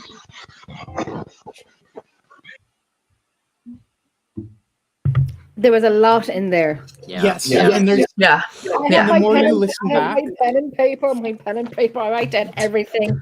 the more you listen back, the more you hear. Right, Because right. as I heard through this, I mean, kind of the first time, just a first over, I'm trying to put together pieces from what I'm Right. hearing versus what I'm saying to see if I'm correct and see if that's what I'm hearing. Yeah. But as you listen back to it, what you actually hear is the voice, the one word come through, and then you hear the second word, and then you hear the first and second word, I and come then you here. hear the first, second, and third word. I mean, it keeps building on itself. Things that I might not have heard in the moment. Like I heard one word at a time, which comes across clearly here. But Yeah. if you really break it down, you look at the small pieces of this. It definitely, it builds upon itself. That's it. And do you ever find where we obviously get picture pareidolia and you get ear pareidolia? So Yeah. that's what I did hear the come here. So I've written that down. I've heard the come here. I've got a few more words here, but probably not going to make any sense and probably not have been heard. Like your hearing and my hearing would be different. There was one particular, there was one, did you get a name coming through? Not through this time, I don't believe. Okay. No. I thought I got a name, but that's what I'm saying. Like ear pareidolia that Right. we. No, it's hard. Yeah. It's very hard when you're doing this kind of thing. And it's Yes. also very hard. You keep in mind too that we're putting the room mic in there. So Aaron and Dan could also be talking to one another at that point, like Yeah. relaying what I'm saying. Yeah. And like Aaron said, it's a small room. So I was sitting in the middle. Right. Dan was listening and repeating what I said, and then Aaron was kind of confirming that. So there were what you can hear is kind of them kind of talking back and forth under their breath a little bit. That's okay. And then you always tag the audio saying, X, Y, Z is Right. it's outside and talking away. I am EPs and I am a MF. I'm an FF. Don't breathe, don't move, don't walk, don't talk, Yeah.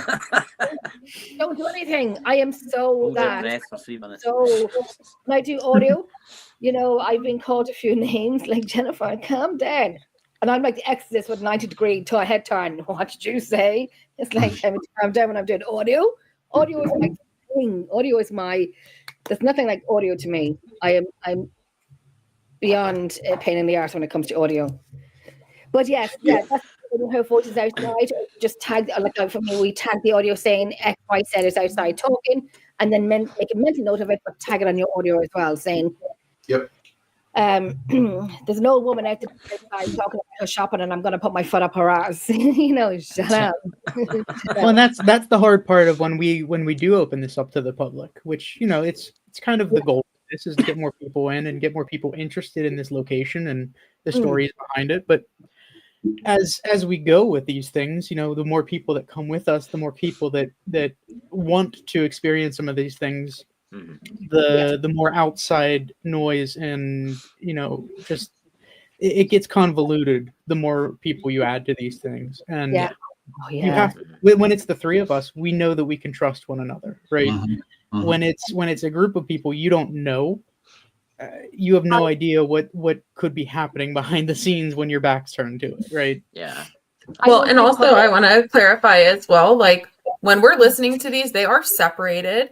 Derek combines them so you can verify what he's hearing while we're also listening to our audio. But when we listen to them separately, like they're totally separate, and it becomes very easy to hear when we're calling out different things, or when we're hearing different sounds or whatever that sounds like it becomes very clear. These are put together so that you're not listening to two separate audios and trying in your mind to try to line them up, right? That's perfect. And because when you, like you said, Erin, when you sit down, you make a mental note of it. I know I do sometimes. Yes. And when it comes to the public, I will not take public with me. I am too pretty to go to prison. I am not public with me. Irish woman strangles tourists. Unless they're paranoid, I am taking a lot of people with me. Not a lot. I mean, I'm capping it off at 15 to that castle, but they're paranormal people. I will take paranormal people and paranormal teams that I like and know, and from the UK and from Ireland, I'll be more than happy. And I don't mind taking one or two public in with us if one of the team members knows them, and so on and so on. We can do that. And then, of course, we have to talk before our investigation. Ladies and guys, I know you're going to forget yourself and whisper, "Hey, puppies, stop." Oh, God, I've got dozen cats here. But they might slip up and, whisper and so on. And we just say, "Does someone whispering?" And they, "Yeah, that was me." We just say, "Right, we'll tag it off." We'll take the audio that was Tom, Dick, and Harry whispering. In those moments, we kind of set ground rules, right? We say no whispering. Like, if you're going to say something, just say it. Like, I don't know how many times we have to tell people that, right? I've been called Hitler. Because I've set ground rules, and they said, "Jenny, you have to. Hitler," and I'm like, "Sorry, because I have a few ground rules on the team that that calls me Hitler." Well, then, okay, that's okay. Don't come next time, then. Yeah, I won't even say who it was. It's the next team member. Hi, okay. I mean, when people do that, I think it's ignorant. Okay, I mean, you're being what you call it, responsible, but at the same time you're being professional. Okay, what I mean, I've went with people. And there's been people that just wouldn't shut up, and they'll walk away, but you can still hear them talking. And you ask them to stop, but they don't. And it's like, what do you do? Don't take them the next time. That's it. But I mean, I'm not opposed to taking a public in with me, but just about 2 or 3 that they can experience it. When it goes 20 public, we're not doing that. I mean, there's not enough Xanax in the world. Right. There's always going to be somebody.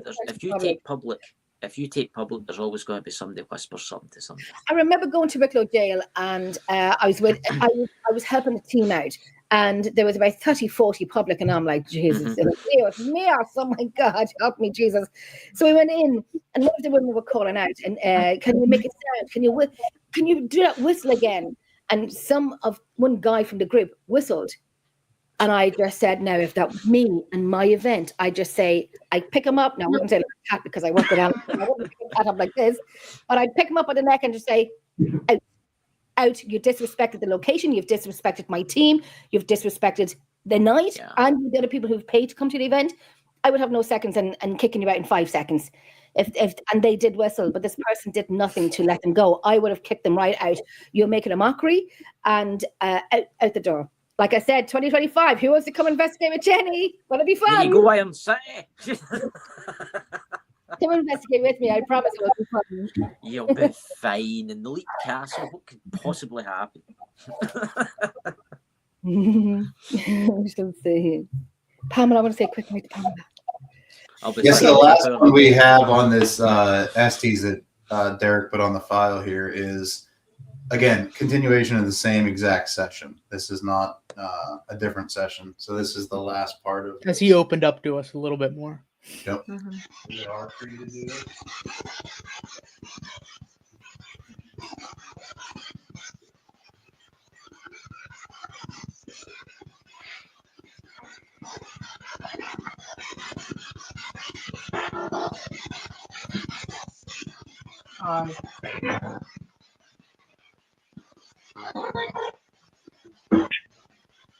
Couldn't.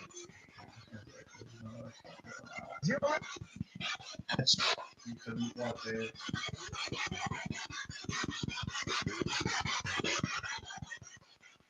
breathe.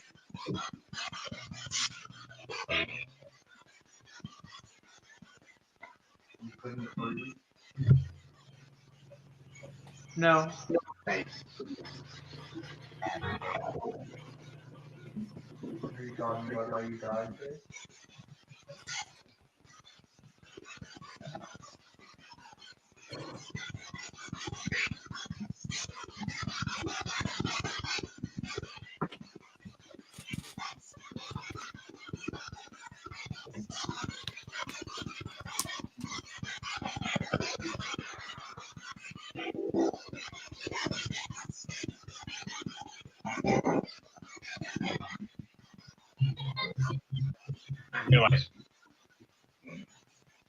Realized I'm just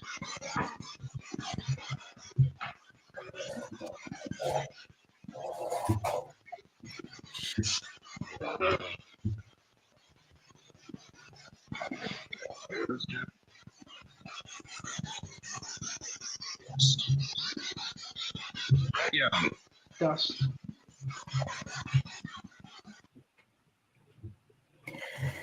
There's a lot in there too. Interesting. Mhm. Uh, It was like that all night long. It really was. And like Dan was saying, the story built itself. I mean, it Right. was hard. You didn't have to do anything with it. You didn't have to put any words to it. You didn't Right, have to yeah. even understand the background to it. He gave a name. He was telling us why he was there. He was telling us, what he wanted, and it was hard not to put the pieces together, really. And that's how Chris with the Historical Society was just kind of blown away by all those pieces. It's brilliant. I always say, and I know when people say, Jen, you go back to the same location time and time again, and I always say, and I know a lot of people have taken my line from me, and I see you. Not all books, not all history is written in books. It's a Right. jigsaw puzzle. You got to piece it together. And I've heard somebody say that before, and I'm like, I heard that somewhere before. Yeah, that was me. so you got that jigsaw puzzle pieced together for you, that the investigation. You got it done for you, Which And is literally that 45 minutes that we were sitting there just listening in. I mean, that's really how it all built itself. That's brilliant. That's exactly what I always have said. It's never written down for you. You would not have known this, even the historian would She didn't know, have a clue, right? right? And now who the person is now, that we now know. Right, would not- exactly. not- And that's also what helped open her up to the idea of bringing the public in to experience this. Excuse me. And it also allowed to gather funds for the Historical Society and continue to add on and build to this program and to the beautiful building that they already have. And they have an entire side building of antiques and things that aren't even on display in the building because they don't have any place to put them. So Wow. that's the goal. I mean, and that's really what he helped open up by talking to us. That's just phenomenal. That really is. And it was really cool, and we don't have it on here, but this is how this is where when I said that this whole conversation felt like a religious experience to me, just with the way that it felt. Yeah.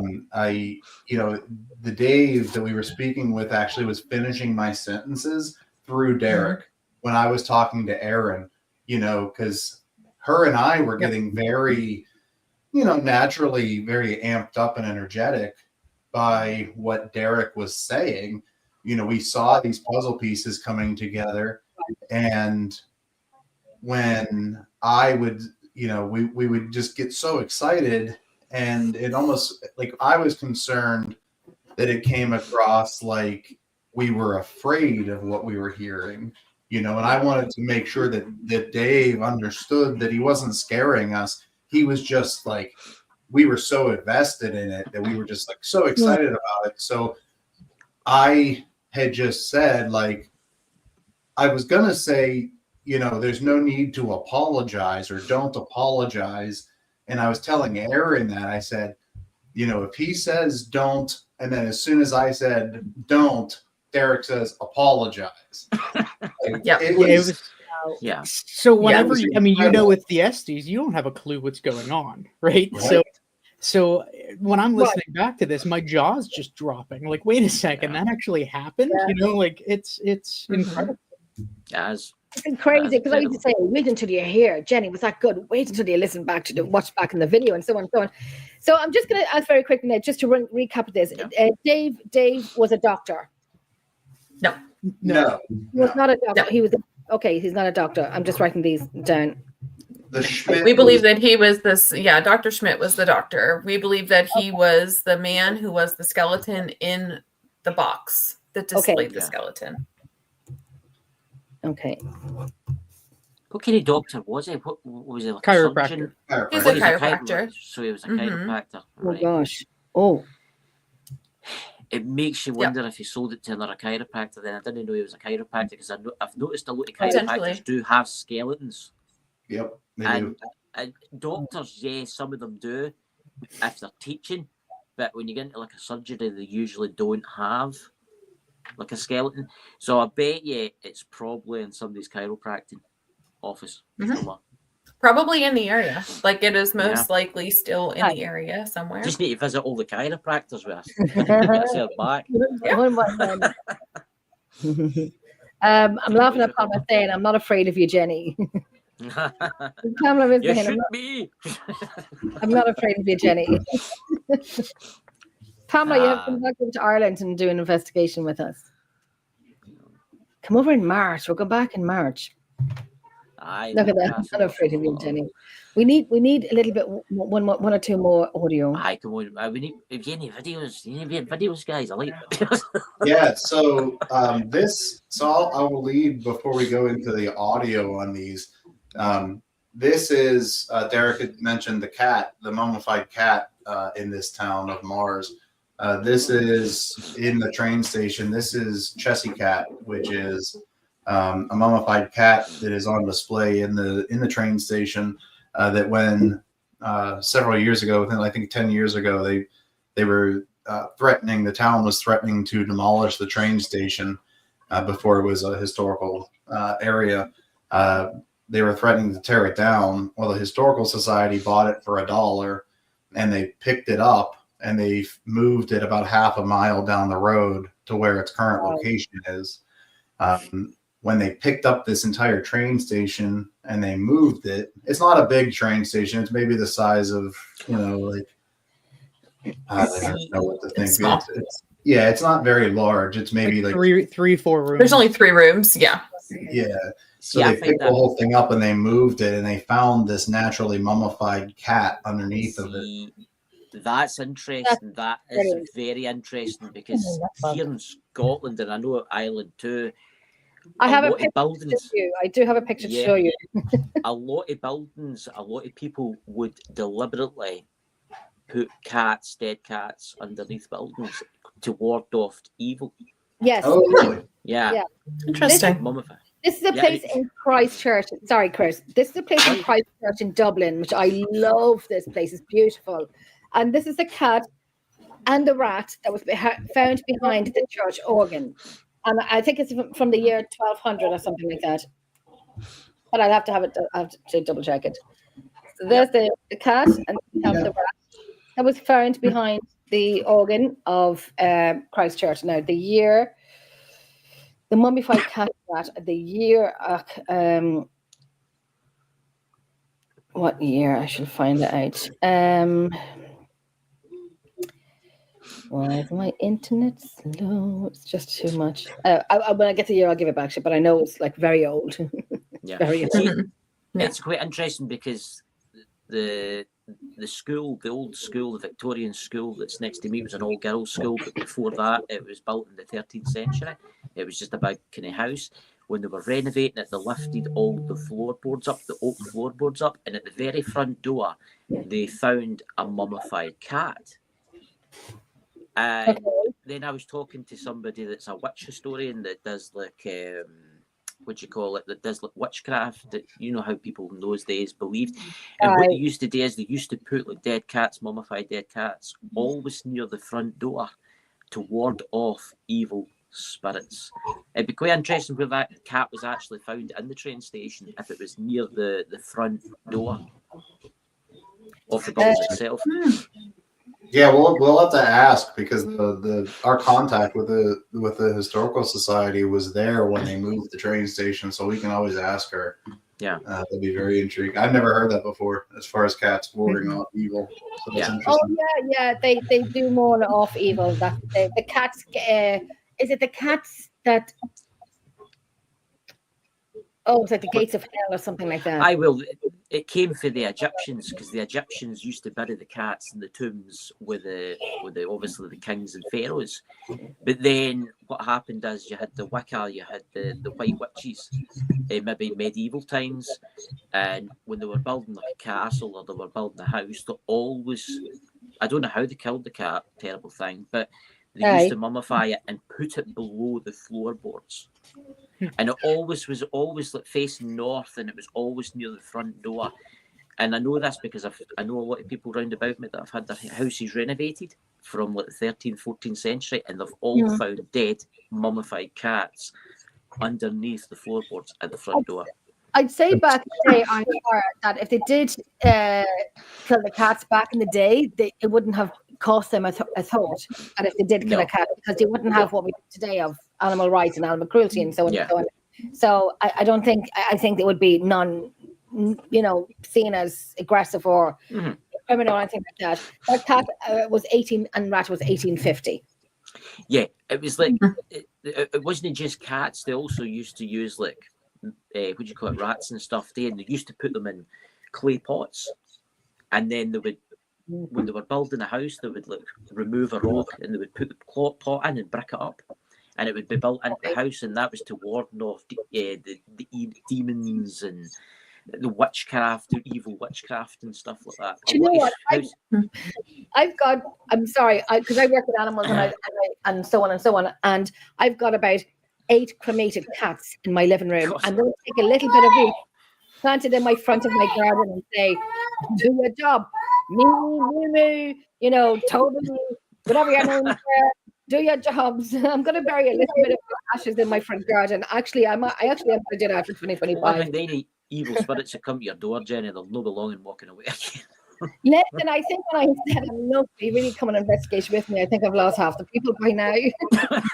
Well, that's super interesting because this town is not large, right? Yeah. And they found this cat under the train station. Ever since they located the cat under the train station, this cat is a local celebrity, so to speak. Like people that run businesses in this town see it all the time, and we captured it on audio meowing on the train station, which I'll play for you. But when we were at the tattoo shop the first time that Derek and I were there, we captured an audio of a meow on an EVP, and then we actually had it batting our little cat light ball around on the floor of the barber shop. So it goes everywhere. So that's actually like, the reason I'm saying is it's intriguing if it's a spiritual, negative force, like a defender against the dark arts, so to speak. If you're talking Harry Potter, right? Like if its purpose is that, because I'd be interested to see if it's tied to that dark energy that we're being told is, and that Aaron and I pick up quite heavily in the barber shop 2 doors down. So it'd be interesting to see if that's why he's out, that's why this cat is out there. It makes me wonder too about the barbershop, and the reason I say that, if there was something evil there, I mean, I remember researching that place that he gave us for the barbershop, and I couldn't really dig that much up. But was there any Native American burial grounds? Because it makes me wonder if there was maybe like a white witch in the area and they were having problems, and then they thought, oh, let's bury a cat, or let's do something like that to try and ward off the Not evil. to our knowledge. I mean, nothing like that has come up in any of the research that I've done, and I don't think that Chris and the Historical Society are really aware of anything like that. But not beyond the realm of possibility. That's for sure. Not in that I mean, area. there's quite a bit of Native American history in this area, and the school district that's right, like the next town over, essentially from where this train station is actually called Seneca Valley for the heavy Native American presence that was in the area. So it is very possible, right? And that's why I will never be buried in the ground. I will be cremated like your cats and spread places, because I don't want people. We've heard horror stories doing this of forgotten cemeteries that get dug up and then spread over townships to like towns, entire towns. Yeah. Like, I'm not about that life. When I'm done, I'm done. Like, leave me alone. Right? Yeah, just leave it. But I am selling my cat's ashes. Sorry, kitty cats, just a little bit. I'll keep some of You them. might end up in a jar in Jenny's living room. You never know. I'm going to leave myself, and I'm getting cremated, so I'm going to leave myself to Jenny if she's still alive. I'm going to get planted in with a tree, so dogs can come up and pee up against me, and people have shelter. Yeah. And I really mean all of it. I love trees, and I like dogs somewhere to pee. So, and I have 5 dogs, and I might have to say 2 of my dogs are under my feet and under my table, who are never under my feet, ever under my feet. 2 of the dogs, and it's Yogi Bear and Rosa, and they are not unless they're tiny, the smallest. This is why Yogi went up at me, because he's very there's something happening. Not something happening. I think it could be the smallest chihuahua that's bullying him. Or the kitten. Or it could be, there has been some weird stuff happened with Iron City Paranormal. Remember that? Is it the first time we had your cable for your computer burst into flames? Remember that? Yeah, that was mine. Yeah, I Yeah, do remember that. Tried to kill him. Yeah. I mean, all of my stuff is right behind me in my closet here. So I store all that stuff back there. I'm trying to figure out who's the big bad bully. Is it paranormal or is it the kitten? You'll never know. Probably the He'll kitten. come and visit you in the night. Here, we'll play the cat meowing and see if it affects the dog at all. Yeah, this one here, look. Oh, I hear it. We heard that in person. Well, Dan did. Yeah, so I was sitting in the room next to where, 2 rooms away from where we had that EVP, the Estes method. I heard it myself, and I believe that this was picked up while Derek and Aaron were in the very back of the building, in the room where the cat is mummified and still out. Yeah, so that wasn't even an EVP. That was legitimately something that we heard in the moment. A DVP. That's you've seen. Like, I wanted to ask you a question as well. Have you ever seen anything with your own eyes, like say a shadow or a solid figure or anything like that? You've seen something like that? Yeah, several times. Yeah, you did. Yeah. Anything recorded at the time, because we never do. I never do. No, it's all, and that's it. You're exactly right, and that's why. That's where we struggle a little bit trying to. We don't try to convince people of anything, right? I don't care if people believe in ghosts. I know that I've had really cool experiences. I could give a crap less. But it's always funny whenever I tell people, like, "Oh, you wouldn't believe I've seen this," and they're like, "That's the first thing they ask, right? Is do you have it on camera?" Well, no, we don't. You don't understand. This isn't this. This isn't that easy. And it drives you insane, and it drives you insane because you've seen something. And before, back in the day, when I would say I seen this, I know I seen it. There was a particular figure that I seen, and it was solid black. I could tell you that it was like a silhouette, and head, nose, shoulder, mouth, chin, the whole lot, down to his waist. And I said to my friend, and I said nothing to I said nothing to her, thinking like maybe she's seen it, maybe she didn't. And then I said nothing, and I'm like, and she goes, "Oh my God, did you just see that?" And I'm like, what did you see? What did you see? And she goes, "I seen a waist and legs walking by." And I'm like, "Put the key in the ignition now." And she goes, "Why?" And I said, "Don't ask questions, just put it in and put the engine on." If I hear stones crunching on that gravel, and I was leaning in towards her, and my eyes were kind of like giving myself a headache by looking at the window. Oh, the cat just jumped on my back and just saved herself by my skin on my back. That's good. And where is she? You. Stop. Oh, Maybe she heard the EVP. yeah, she's You don't protecting know. me. She's protecting me. But there's things that, oh my goodness, we should do a show together, because there's things that you've seen, but even you cannot say what it is because you just don't know what it is. Yeah, that's absolutely the truth. We can't say what it was. All we can say is that we tried to find what it was, and there was nothing there, right? And sorry, go ahead. Go ahead. No, there was a location that Derek and I were asked by Aaron's sister. This was before Aaron was investigating with us. She was pregnant with her youngest, so she was like 9 months pregnant, about to pop any moment. She didn't want to stay with us, but her sister wanted to start her marriage life by her bachelorette party. Wanted to do a paranormal investigation, which is how Derek and I started doing his bachelor party. I had a group of, I think it was 7 people sitting in the hallway in this old hospital that we were investigating. They paid, and we, took our equipment and everything. And we were, showing them how to investigate and everything. Right. Derek was in one of the hospital rooms trying to communicate with this gentleman that is commonly seen and heard there.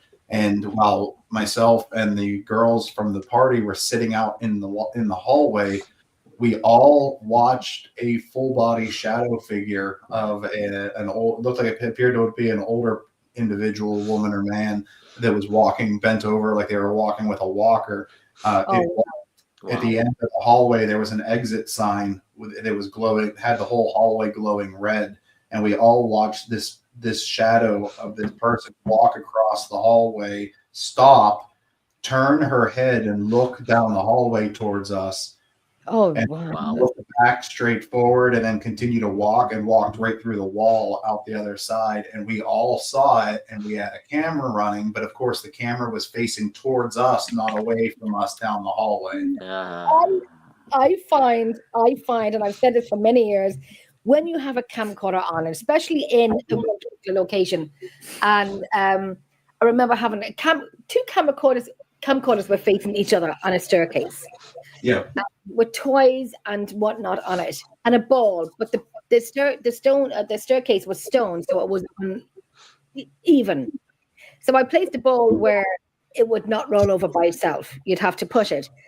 And so we had a recorder and a REM pod and so on there with us. And then I went to check on the recorders, and my recorder that was plugged in, so it cannot use battery, was flat, dead and gone. Looking back to the audio, and you can hear the REM pod going off, the ball being not pushed, but you can hear it kind of rolling and then go dump, dump, dump, dump, dump, dump, dump, then off onto the rest of this staircase. And you can hear the ball hitting off the REM pod and so on and so on and so on. So anyway, whether the ball, both recorders stopped working. One was plugged in, one wasn't. Both stopped working. And I don't think they just like. They're not stupid. They like to be filmed and whatnot. I get that. That's okay. But I wasn't too pleased. I was crying. So what's this video here? Because we've got about 15 minutes left of the show. Yeah. So let's this one was not one we were going to cover. This was something that Derek just threw up on the file. This is where we actually did capture something. We had a trail cam set up at an old poor farm that is now the Historical Society south of Pittsburgh, about an hour. We had this in this one wing of the building, recording all night. We were in a completely different part of the building most of the night, but this is possibly one of those instances where we captured an entity on camera, and it's a little bit tricky because this play button. This is a screen recording. He just threw up. I just did this, and we were told to leave them alone. So I don't know if you could see it. It's like, look right here. If you could see where my mouse is on the left side of this door frame. Yep. And we were told to leave them alone. And we were told to leave them alone. So it's really not that great a video with the way that it's put on here, but you can see. Sorry, Derek, do you have the original video that you could throw up here real quick? I mean, I just sent you a link to it, but it's a long thing. You sent There's me a something link in the on my window. phone. Yeah, I don't know how to actually put it up like on the drive. It's like a YouTube link. Like it's one of those videos we put together. Feel free to send me that drive link if you want. I'll line my bed to go through it all. I'll send it to Jenny too. I'd be Yeah, we can certainly do that. We're up at 4 o'clock in the morning. work. And we were told to leave them alone. Yeah, we can share the original video. This is it's much more clear, but it was actually like a white T-shirt, wearing a black vest that is. I do have a like a screen capture of it that I just tossed up there. Okay. Like it's just a single image of it. Yeah, I'd love to see it, even a single image. Derek, which one is it here? Is it? It's not named. I don't know. Just there it is. Ooh. Okay. Like so, this is what. You can This see his is what hand this in the door. figure here. Yeah, it's like this figure here, and in the video you can actually see this move to the left. Okay. So this is And it's just it's weird to say, and maybe it's just my mind and how I think. It's weird to say that seeing that picture, it's a different kind of it's black, but it's that blackness that we would know when you've seen something like that before. I have one from, and I must send it on to you guys. I have one from the museum that I used to do, and we had a GoPro on at the bottom, and there was something going by. Now we have a slow motion down. It's not a perfect video in any way, shape, or form, but you can see it. It's recorded off a video, a computer screen, but you can see it, and it has been slowed down. So I'd love to send, and it's black. It's solid black, but it's just that different. So Chris, I just sent you the link to your Facebook Messenger, the way that we've been communicating. Right. But what it is that's an entire video compilation that we put together. There's actually a few things in there because there was a kitchen where we got a figure. I'll share that with Jenny. I'll send that. I've just forwarded it to Jenny too. So there you go. So keep in mind, it's like a 20-minute long thing. It includes the history and everything. It's the whole, the whole thing. Something that we just started doing, but it is something that there's a kitchen there that people have been seeing a dark shadow in, and one of our trail cameras captured that as well. The trail camera is good. They are good. They are good. Well, they're good for the reviewing process. I tell you, I'm still. There's probably about 2,000 pictures, 2,500 of mine since I've had it, and I don't know how to work it. I don't know how to. Oh, God knows what. You probably have me looking at the camera like a. It took us a while to get the settings. It took a while to get those settings right, and we've had a lot of still images by accident. We've had a lot of times where the camera just wouldn't work, but I think we've kind of been through their learning curve there, and we've got a lot of good stuff out of those things, and it cuts down on review time tremendously. Right. So, I don't even take it out with me anymore because I'm just thinking there's about 2,500 things on this, and I've no idea, and half of them is probably me. And I've watched some of them, and it's a tiny little screen where I want to put it on my computer, and they're me talking absolute bull crap, and I'm being caught in it half the time, and people kind of picking it up and moving it to another location. I just need to figure it out. I gotta get anything. Have I always thought about this? Everybody wears like a GoPro in the front. Themselves. Have you ever thought of putting a GoPro in your bag and just forgetting about it? It's there, just leave it running. I mean, we've recently started doing body cams. That's one thing that we just started doing. Love body cameras. We're still trying to find the best ones, but that's one thing that we just started doing. The doing. unfortunate part is when you're doing this kind of stuff, you need not only the camera that can see it, but you also need a very strong IR illuminator. I have a body camera, and it's like, and I researched it. I have it a few years. I've researched it. Doormen use it, police use it, ambulance servicemen and women use it. It's when I watch back on it, the sound is like silk. The picture is like silk. IR camera, everything built into it. I'll get the name of it, send it on to you. It was about 300, 300. Okay. And it comes with a shoulder harness and a chest harness. Wow. It's That's so also- much more intense than what we have. Yeah. And I went a little, equipment shopping tonight. I mean, I don't even have a dog Christmas stocking just yet, but I went a little paranormal shopping tonight.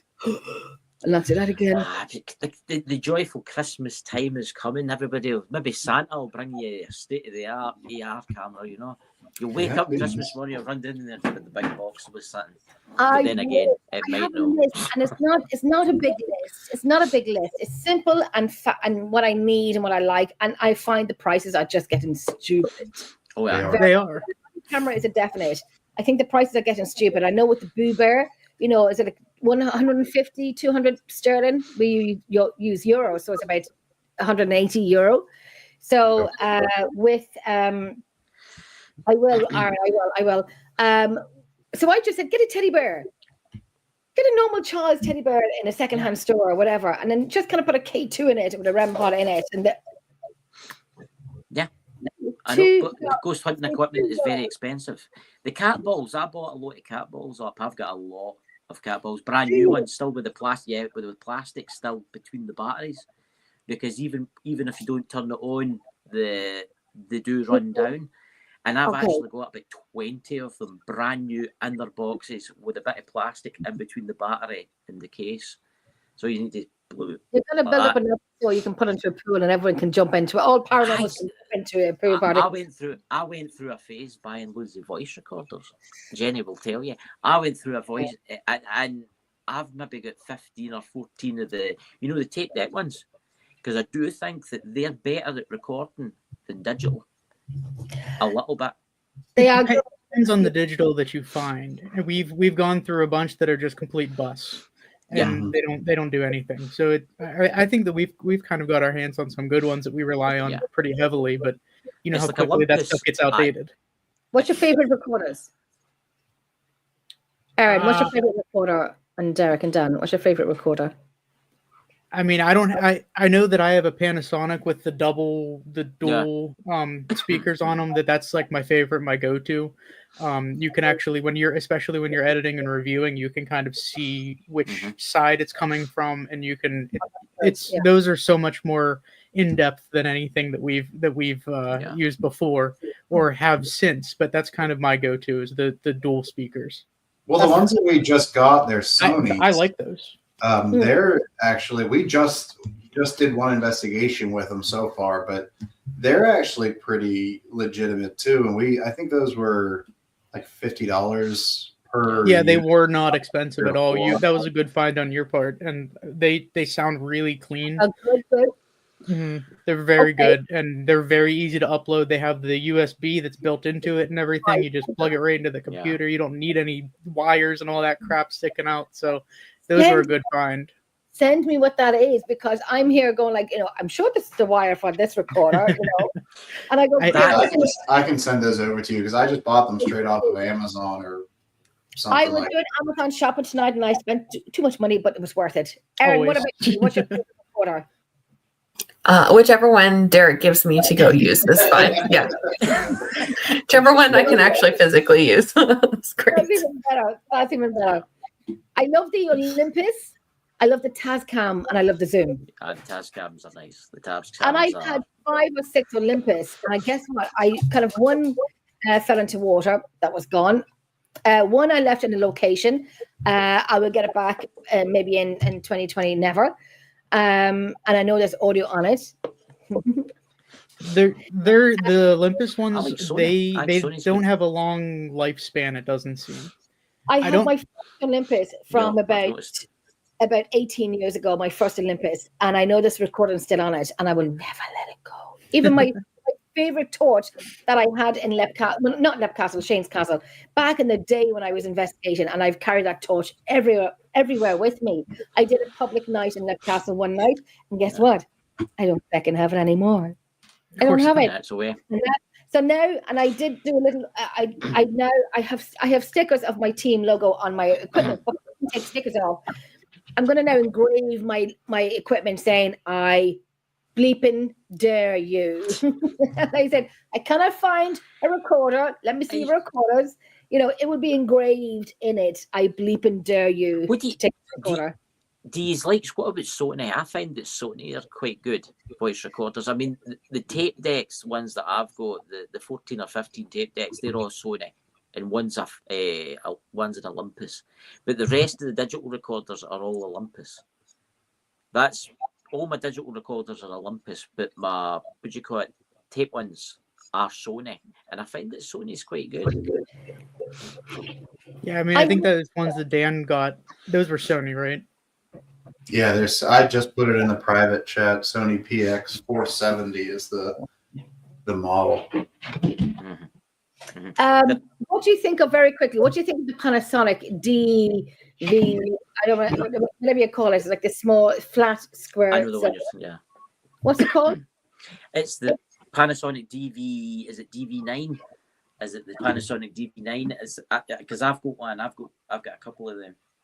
Is that the one that's like $2,000 when you try to buy one now?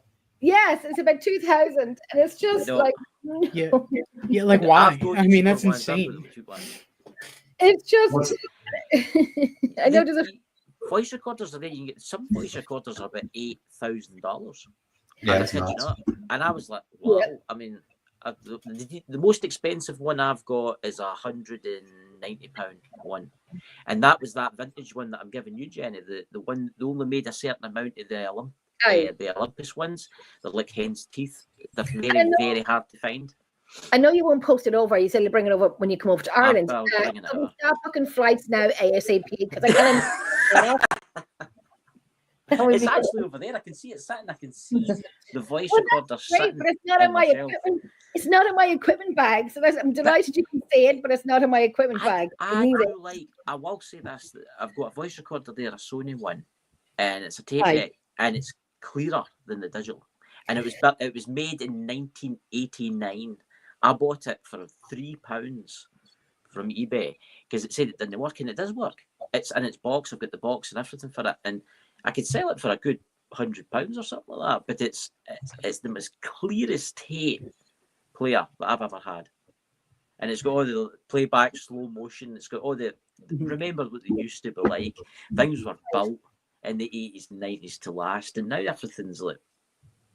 I know in Newcastle there was a fantastic team from Scotland, and one of the guys, Dave, had one of the Panasonic ones, and I said to him, "Let me hold it. I'll look after it for you."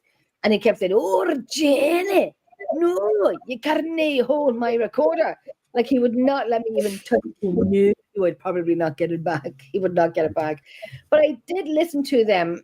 And I find that the sound is, that's the one. I'm going to write that down, actually. When my pen works, but I'll go back into it. I find it good. Not amazing, as people make it out to be. It's very crackly and very white noise in the background. It's not as silky as we would like it to be. Like the Tascam is fantastic. The Zoom is fantastic. The Panasonic, the DV something 9, whatever, it is just it's too crackly, it's too noisy in the background for me. You can see it. It's all. This isn't the Sony one. This is the Olympus. It's the S906. It's the micro cassette recorder, and it is the most clearest I've ever had, in my entire life. And this is the digital one that I've got. There's no batteries in it. I had to pitch the batteries for something. But one there is fantastic. I know it. It's good. That's the one that Jenny's getting. She's getting that. But I've got that many of them. I've got. I'm not getting both of them. Stack. The plane will not be able to take off. I'll have to hire one of the AC-130s or something like that to put it back here. You know? Guys, I'll need to get you back on one night. Hey, Jenny, we should get them back on your channel one night. I would love you to be on. I would love to do, and I used to do EVP shows, and I haven't done one in ages, but I will be doing one with my very good friend, Mary Williamson from the Netherlands in, I think, January or after Christmas, she was saying. Well, it's going to be in 2 different languages, English and Dutch. So we were doing, I think it's on the same night or 2 nights, but we will be doing an EVP shows. I've done some with Philip Gibson, who loves his EVPs. We've done EVP shows, and we've done many of them. I would love to do an EVP shows where we would give 8 of your favorite EVPs and 8 of mine, and we'll mix them in together on the night. I know I did it with a panel before, and when I look up 8 EVPs, it's like 800, and I don't go to bed. I'm like, these are good. These are good. We love them, and then all of a sudden it's kind of like, sorry, I put up 20. But I would love to do an EVP show that we can combine our locations between America and Ireland, and give our best video footage. I don't have a lot of them. I have more EVPs. Oh, I have one video footage. That's like one video footage. But I got to get. I've ordered a new camera and so on, so I will get into the camera. But I would love to do an EVP show with you guys that we will combine our EVPs together, which would be great in the new year if you're up for that. Yeah, absolutely. Yeah. Yeah, just let us know. That would be brilliant. I would love you to see it.